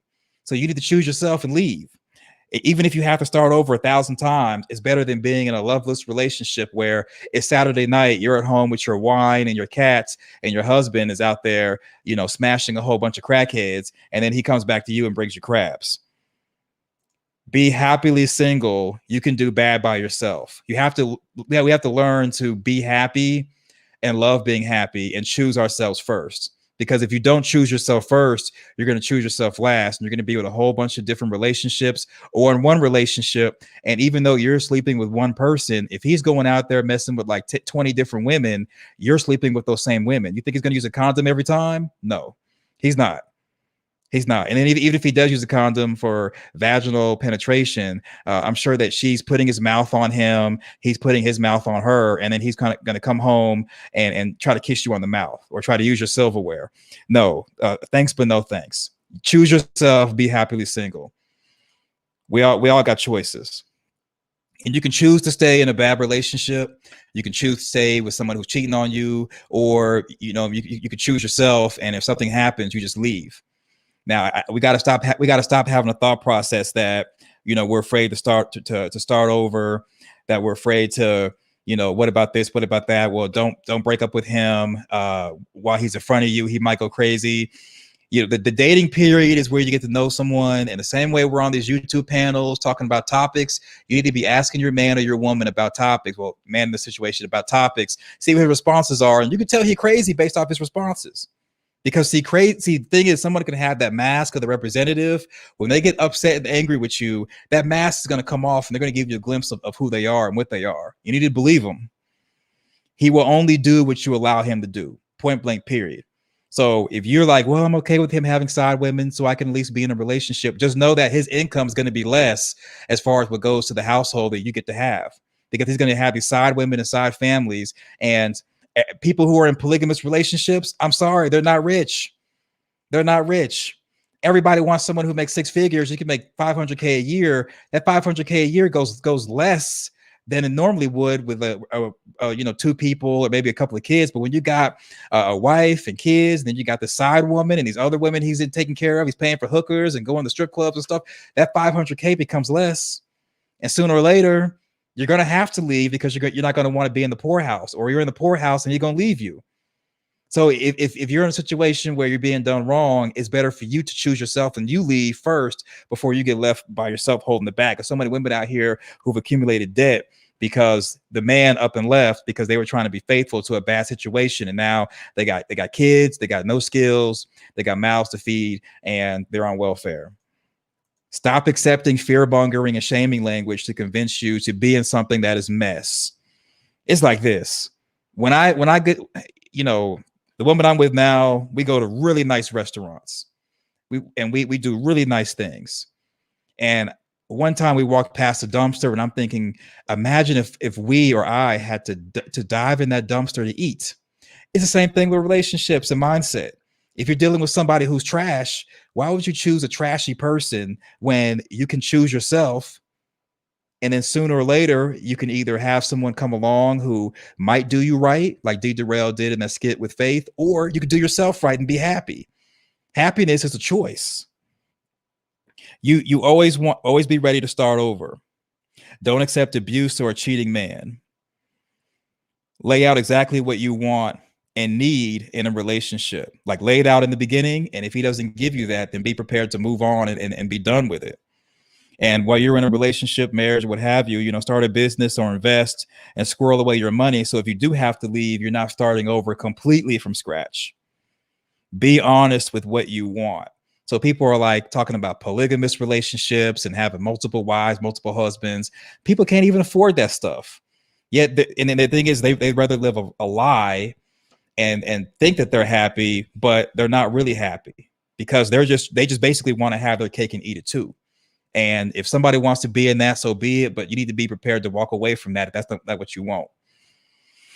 We all make choices, and in the end, our choices make us. So if you're thinking, well, most men cheat, so you might as well get with the best man possible and accept him cheating. No, There's men out here who don't cheat. There's also men out here who will pedestalize you and think the world of you. You got to choose them, because your choice is your choice. If it's the older we get, we go from being able to make good choices to, having good choices to make. So you can't get back time. So if you're wasting time and energy on someone that you can't get back, it's on you. If you wake up one day and you're like 60 and you're alone and you're like, man, I'm sitting beside, I'm laying beside Henry. I don't want to be with him anymore. You probably didn't want to be with him a long time ago, but you didn't want to leave. And now, whether you leave him or not, you have limited options. If you don't benefit or are not getting what you want, leave. That's it. It should be a reciprocal relationship when it comes to relationships, marriage, or whatever you got going on. If he's not pouring energy into you, then don't pour energy into him. Don't play the fool. People have played the fool, and people have carried others to a finish line. They've carried others to a destiny, and people have perished trying to carry someone who wasn't trying to walk on their own 2 feet, because he'd rather have him a couple of side chicks and bring you back crabs and herpes. They don't have cure for herpes. They don't have cure for HIV. They also don't have, much of it. He might bring you COVID. And, do you really want to risk doing something, getting something that you can't throw back? He will only do what you allow him to do. And here's the thing. The last thing is expand your options, get the best you can, not bottom shelf Brad or bottom shelf anyone, because you'll still not be happy. And you'll try to motivate yourself to stay thinking like, well, at least I'm not with Pookie and Tyrone. But you got Pookie and Tyrone from another race. Every race has undesirables and low tier. We got to be focused on the things that we want, not focused on settling and thinking like, oh, it could be worse. At least I could, not be with this person or that person. No, you need to choose yourself and get the best thing possible. All right, I'm good. I'm done. Wow, outstanding. Does anybody underground steez or the Oracle, do you guys have anything to say to that? I agree with him 100%. You should never be in an unhealthy situation, regardless of the situation, whether he's cheating or not. So a lot of times there will be certain situations where you will find that people will neglect you emotionally, financially, physically, and it doesn't necessarily mean that he's cheating, all the way up to him cheating. So I just wanted to add that not only is cheating an issue in our community, there are other issues that don't even involve cheating that can put female at risk in those type of situations. So, but he's 100% on the mark. He's got it. The woman that he's with is very blessed to have him on the basis of he gets it, you see? And that's where our brothers need to start being honest, because I was thinking about what you said, Faith, and we are very, very hard on our Black women. We don't have that much weight on a Black man. He gets a pass every time. And unfortunately, because society gives him a pass, or he's expected to do bad, he behaves that way.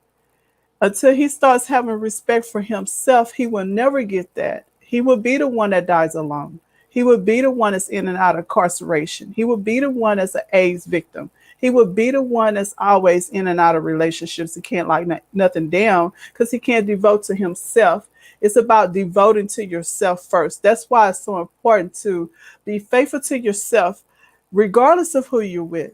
Because if you're faithful to yourself, this becomes the person who you become anyway, you see? And it be something that'll carry you through if it didn't work out with that person. You weren't just faithful to that person because that person did it for you. You were faithful to yourself first, and then you allowed that faithfulness to carry over to respect for that union, respect for what y'all have together. You see? And it's like you said, we can't put happiness in someone else. So, i.e., we can't put faithfulness in someone else. You see? I'm not faithful to my guy because he's my guy.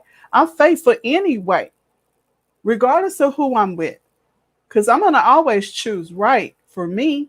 But a lot of people don't see it like that. A lot of people go, well, especially men are cheaters higher rate than women, and women cheat too, but not as high. But both that will cheat. Oh, okay, well, this is just some dust off that I could, be with. He bringing in a little check and every now and then. He don't really do it for me, but I'm just gonna go ahead on and give me a little man that really, could knock my boots like I need, and we get into this mindset, and it's really devaluing your self-respect, devaluing who you are as a human being. You know, when we go to that deceptive, how you say, lower level self, and think on those type of vibrations and carry that over from relationship to relationship, because 9 times out of 10, if he's cheating on you, he's gonna cheat on the next person. Just because he got with another person, and all you have to do is kick back and watch. That same thing that he drug you through, he may drag her through worse, you know? And I'm speaking from real world experience here, that you get to kick back, you get to watch them go through it. And while you're patiently waiting for the one for you and you for him, he over here that ran through maybe 10 or 12 women by the time you found that one that you felt like you could try to make it with. You see what I'm saying? And nothing in life is ever a guarantee, but at the same time, it's like Mr. Is it Commendable K? Yeah. Like you were saying, you have to level up. And a lot of people don't do that. They lose confidence, and so they become that thing that they're aspiring to wind up being with. Oh, well, I can do that good with him, so I'm just gonna catch the first thing smoking, and not realizing that that takes time. It's not no overnight thing. We're not back in our grandma day where you can get a guy from overseas, or get a guy just come back from the war and y'all make a family. And it was wholesome back then. We don't live in wholesome times because the buffet is real. Every time you see a Cardi B and so on, that temptation, it's like it rules the nation almost. It really do. And it overrides our higher level selves. It overrides our what we know. Like uh I'm damn near 400 pounds, and I got all kinds of money in the bank. I could go, and if I want a piece of cake, I can go and give me a piece of cake. We're just cheating on ourselves, and Absolutely. it's not that way in a man's mind. Sometimes he don't look at it like that. That's the problem. He don't view it as him cheating on himself, giving up his sex to some other party. He views this as a win in some cases, because he's expected to be that way. We're in society. We're in a society that teaches our young men and men that this is something that should be expected of you. So yes. Well, what I was going to do is I wanted to ask the two ladies on the panel, starting with Underground Steez, how do you hold a man accountable that has cheated on you, uh, emotionally abused you, mentally, physically, or whatever? How do you hold that person accountable? So when I dated this guy, I guess over 8 years ago, when I dated this guy and he told me that he wanted to um just see other people, I allowed him. I said, you know what, you can go ahead. You're a grown man, do what you wanted to do. And then when I gave him that option, that's when he started hoovering. I guess it's because he felt that I was going to be this pick me, ride or die type of girl that was, because I was just so down, um and I was just going through a lot, and he felt that I was just going to stay there, and he does what he does. And I said, but you chose to see other women. You chose other women over me. You didn't care about me. You made that decision. So you made your bed. Now go ahead and lie on it. And then what he was, because I gave him that response that he didn't expect that I would give him. Because even though I my self-esteem was low at the time, I still had enough senses to know, like, okay, this person is really telling you he doesn't want to be with you, but he's putting you down easy. So I let him do what he wanted to do. And then when I told him, I said, you know, you're grown, you do what you want. He said, I know, but it's just, oh, and then after that, not too long after, he says, he hoovered me. And then he says, oh, you know, baby, I want to be with you. Oh, I want to marry you. Oh, this, that, and the third. But then you just said that you wanted to be with these other women. And I, yeah, Why do so you think that he did that? Why do you think that he came back to you saying those things? I realize that now is that these other women didn't really want him. I guess he just um or it's either that or he just wanted to get a reaction from me and just see if I was going to be in a cat fight with the flying monkeys. Well, my grandmother calls it dangling a carrot. Yeah, yeah, He called himself dangling a carrot over your head by saying that he wants to be with you and marry you. So he's dangling that marriage word over your head because he knows that that has worked in the past with women staying with him and putting up with his nonsense. yeah, yeah. And I was naive enough, even not naive, but I made the silly mistake because of he said the M word, the married word, to stick it out. Like, okay, he wants to make this work. He actually wants to marry me. Like, wow, okay, let's see if we can make this work. Even though in my head still it's like, oh, I feel even though I felt like I'm competing with these other females. And then eventually I had found out that throughout all of it all, I was just never who he really wanted, and that we were night and day.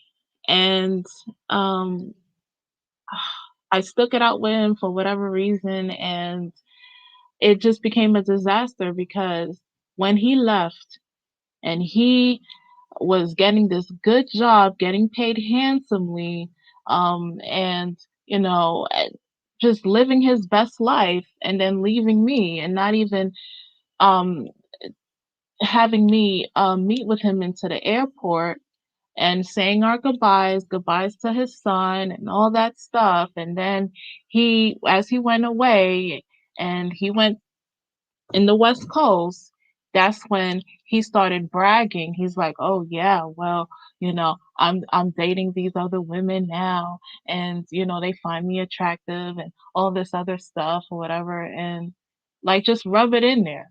Like, oh, like you ain't nothing. Like, look at me, I'm getting all the praise.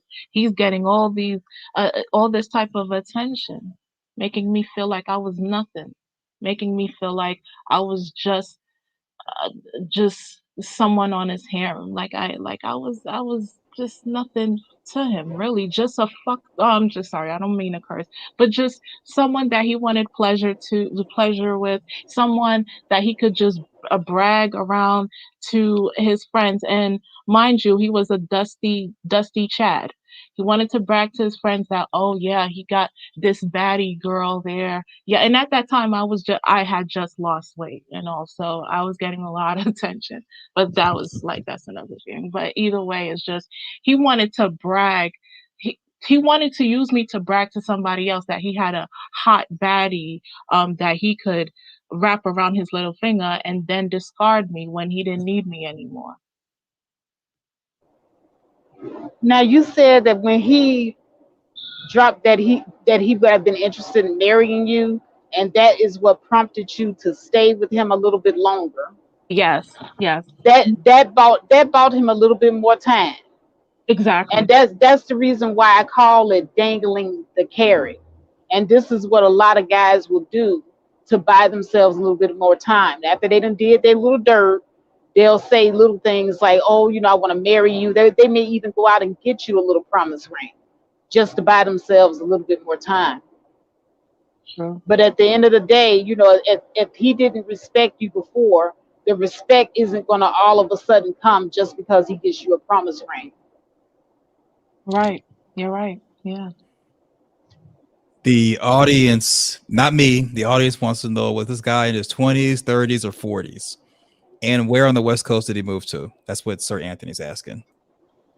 So the guy was in his 30s and he had a job offer in Cali, and he was, well, I'm not gonna say his salary, but he was make they were gonna give him a handsome salary, and that was what it was. And and I said, man, because at the time I couldn't leave New York and all, so I had eventually I wished him the best and all. I mean, we were supposed to still make things work, like, he was gonna come fly here and try to like work on some things and stuff, and then I would make time and I would try to plan out when I would go to the West Coast. Something I felt like throughout all of it all, it could have been salvaged, but I Well, mean, where were you located at the time? I live in NYC. I'm gonna relocate soon, but Crazy town. Sorry. it is a crazy town. It is, and I just, I mean, right now I'm just trying to get myself like financially together and all before I relocate, because I just I right now I can't do NYC anymore. I mean, I just Are you can't. going to stay on the are you going to stay on the East Coast, or are you going to move to the West Coast? I want to move to the West Coast. I want to move to the West Coast. I haven't really thought about what state in the West Coast, but for number one, I really want to go to a state where we're actually allowed open carry, and I believe that every state should have an open carry. But I want to go there. And something about the West Coast I like. I like how the weather is, or how it seems to be, and it's just I like the vibe to it. It's just East Coast is like it's the hustle and bustle. You always have to be militant. You're dealing with a lot of people that are rude. You have to do things in almost in like a millisecond, and it's just I'm and if you're not fast paced, quick like that, and the thing is, I don't, well, yeah, if you're not quick enough to do things like that, even without training, like they expect you to know things like that, and it's so much. It's so stressful to multitask and deal with people that really don't want to help you. If you have people that help you, it's a godsend, because people out here are only for themselves. So I mean, I'm pretty sure there's people outside of East Coast NYC that are like that as well. But it's I would want to move to the West Coast. Yeah, so that's where I plan on. Yeah. Okay. Well, thank you so much. We're 3 hours in, but I did want to get uh, the oracle's answer to that question. The oracle, how do you, how can I say, hold a man accountable for cheating, or Uh, hurting you physically, emotionally, just any type of abuse? Unfortunately, I didn't really experience in a manner that would give me a real world view of what it is to deal with cheating, because the dynamics that we had between us in our marriage didn't allow for a certain amount of time to be going because we worked together. I think that spared me a lot of heartache and pain, because when I did finally find out, I actually found out. And when I found out, the day I found out, I took him to work and I pretended to clock in and I didn't. I went to my boss. I told him, I say, I need some time. I just blamed it on my kid, God forbid, but that's what I did. And I went home. I packed my Jeep. I left every stitch of furniture in that house. I even left some school books. I was in school for a degree at this specific time, but I dropped out early enough to make it back up now in my mid 50s. Now this was years ago, of course, but um, I didn't waste any time. I went down there. I filed for a divorce because I'm one of them kind of people that I'm not trying to work it out with you. And this is how I go into a relationship. The second I find out, you know, and so I I look back, hindsight is 2020. Maybe that was some way or something built up on how they even got together. Later on, I did have a conversation with her. I did. I was able to talk to her. I asked her a lot of questions. She wasn't willing to answer a lot of questions, but I did feel it was my wifely duty, even though it was the end of the marriage, to ask her how long y'all been together, how many times y'all hooked up. I wanted to know how intimate they were. Did she love him? Did he say he loved her? I was in it. I'm one of them kind of people. When I'm attached to you, if I'm with you, uh, it's because you gave me that of yourself.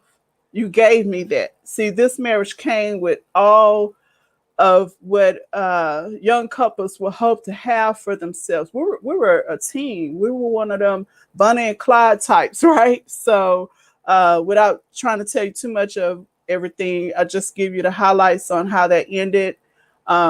This is not how I caught my case. I caught my case on a fiance. So, on that go round again, I left everything. The only thing I wanted to do was drop off his truck to him. One thing led to another. He assaulted me. I protected myself. In Texas, we have different laws of how you protect yourself outdoors. Had to happen indoors, I would have never got charged. But because it happened outdoors, they felt like I could flee. And I didn't know that. I was standing my ground like I was in Florida. And it was me and him. And I wasn't trying to take him out. I just wanted him to stop hitting me. Okay. And I'm not as strong as him. So I did defend myself with a weapon. Now, when you're faced with something like that, just know that no one knows how they're going to behave until that situation happens to them. You see?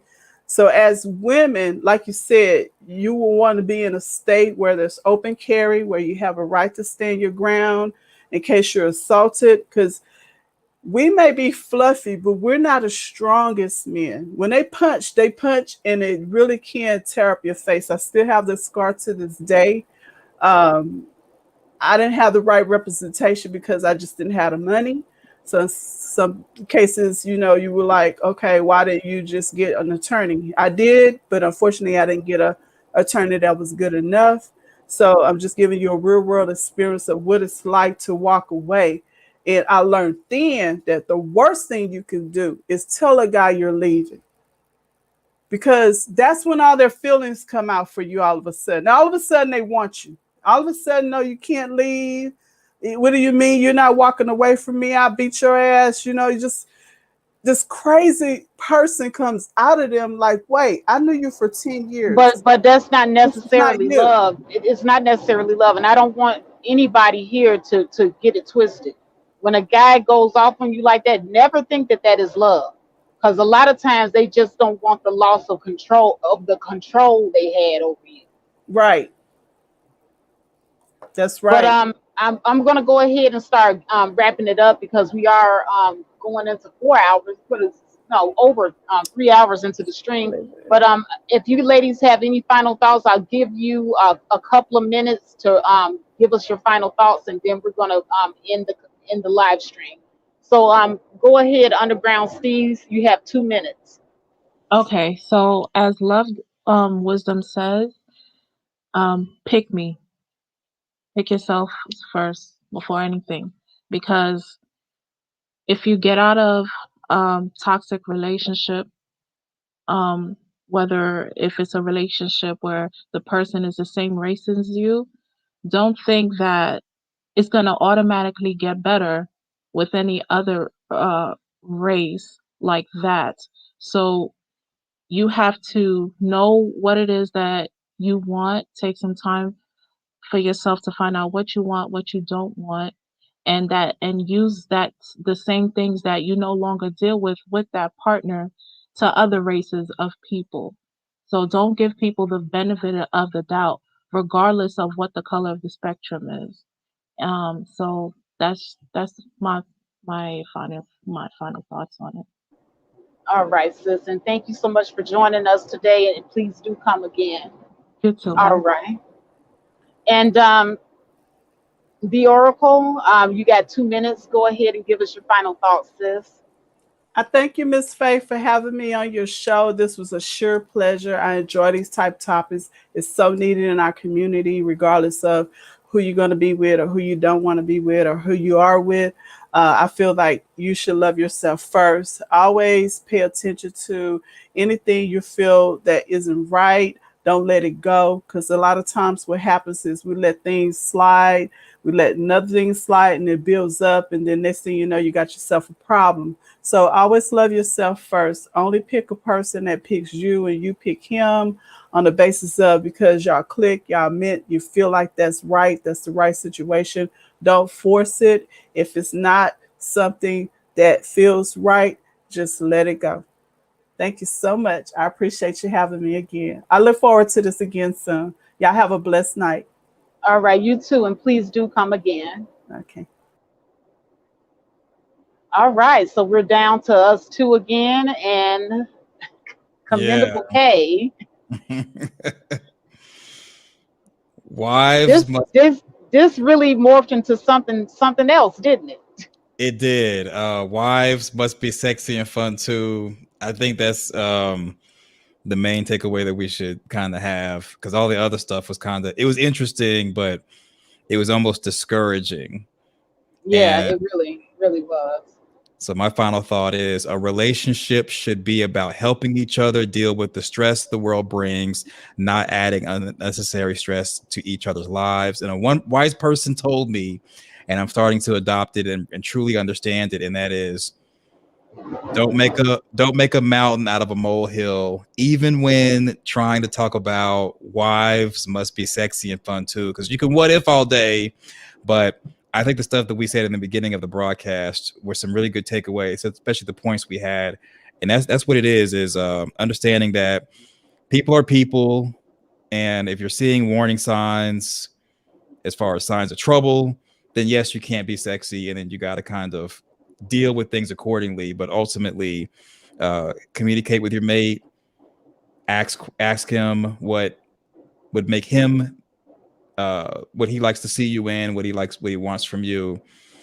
As long as you communicate and you both want to be in the relationship and you're both wanting to have a healthy relationship, it's possible to for wives to be sexy and fun. And that's my final thought. Absolutely. And I will also agree with that too.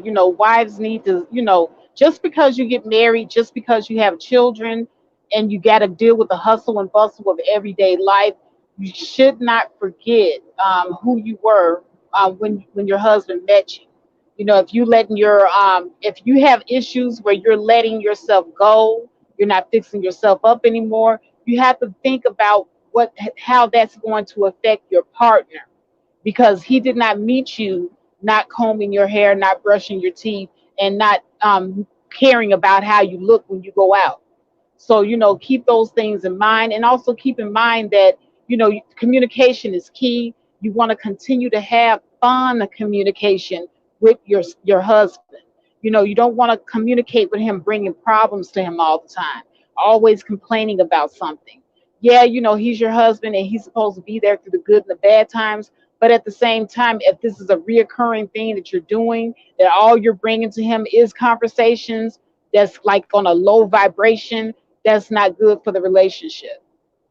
But at any rate, I did want to say, as far as what the conversation morphed off into after that, ladies, you cannot control anybody but yourselves. Okay, so if you do all of that and your husband still goes out and cheat anyway, guess what?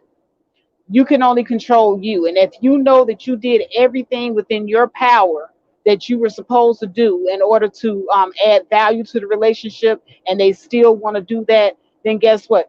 You did what you could. You can't control the other person. The only thing that you can control is you. And the only options that you have is either you stay and you put up with it, or You vote with your feet and you leave.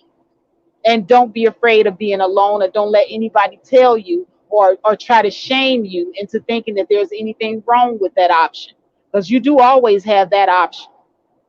But at any rate, I'm going to go ahead and say thank you to everybody that came in and watched the live stream. You all are the real MVPs. And until next time, I'm going to say peace.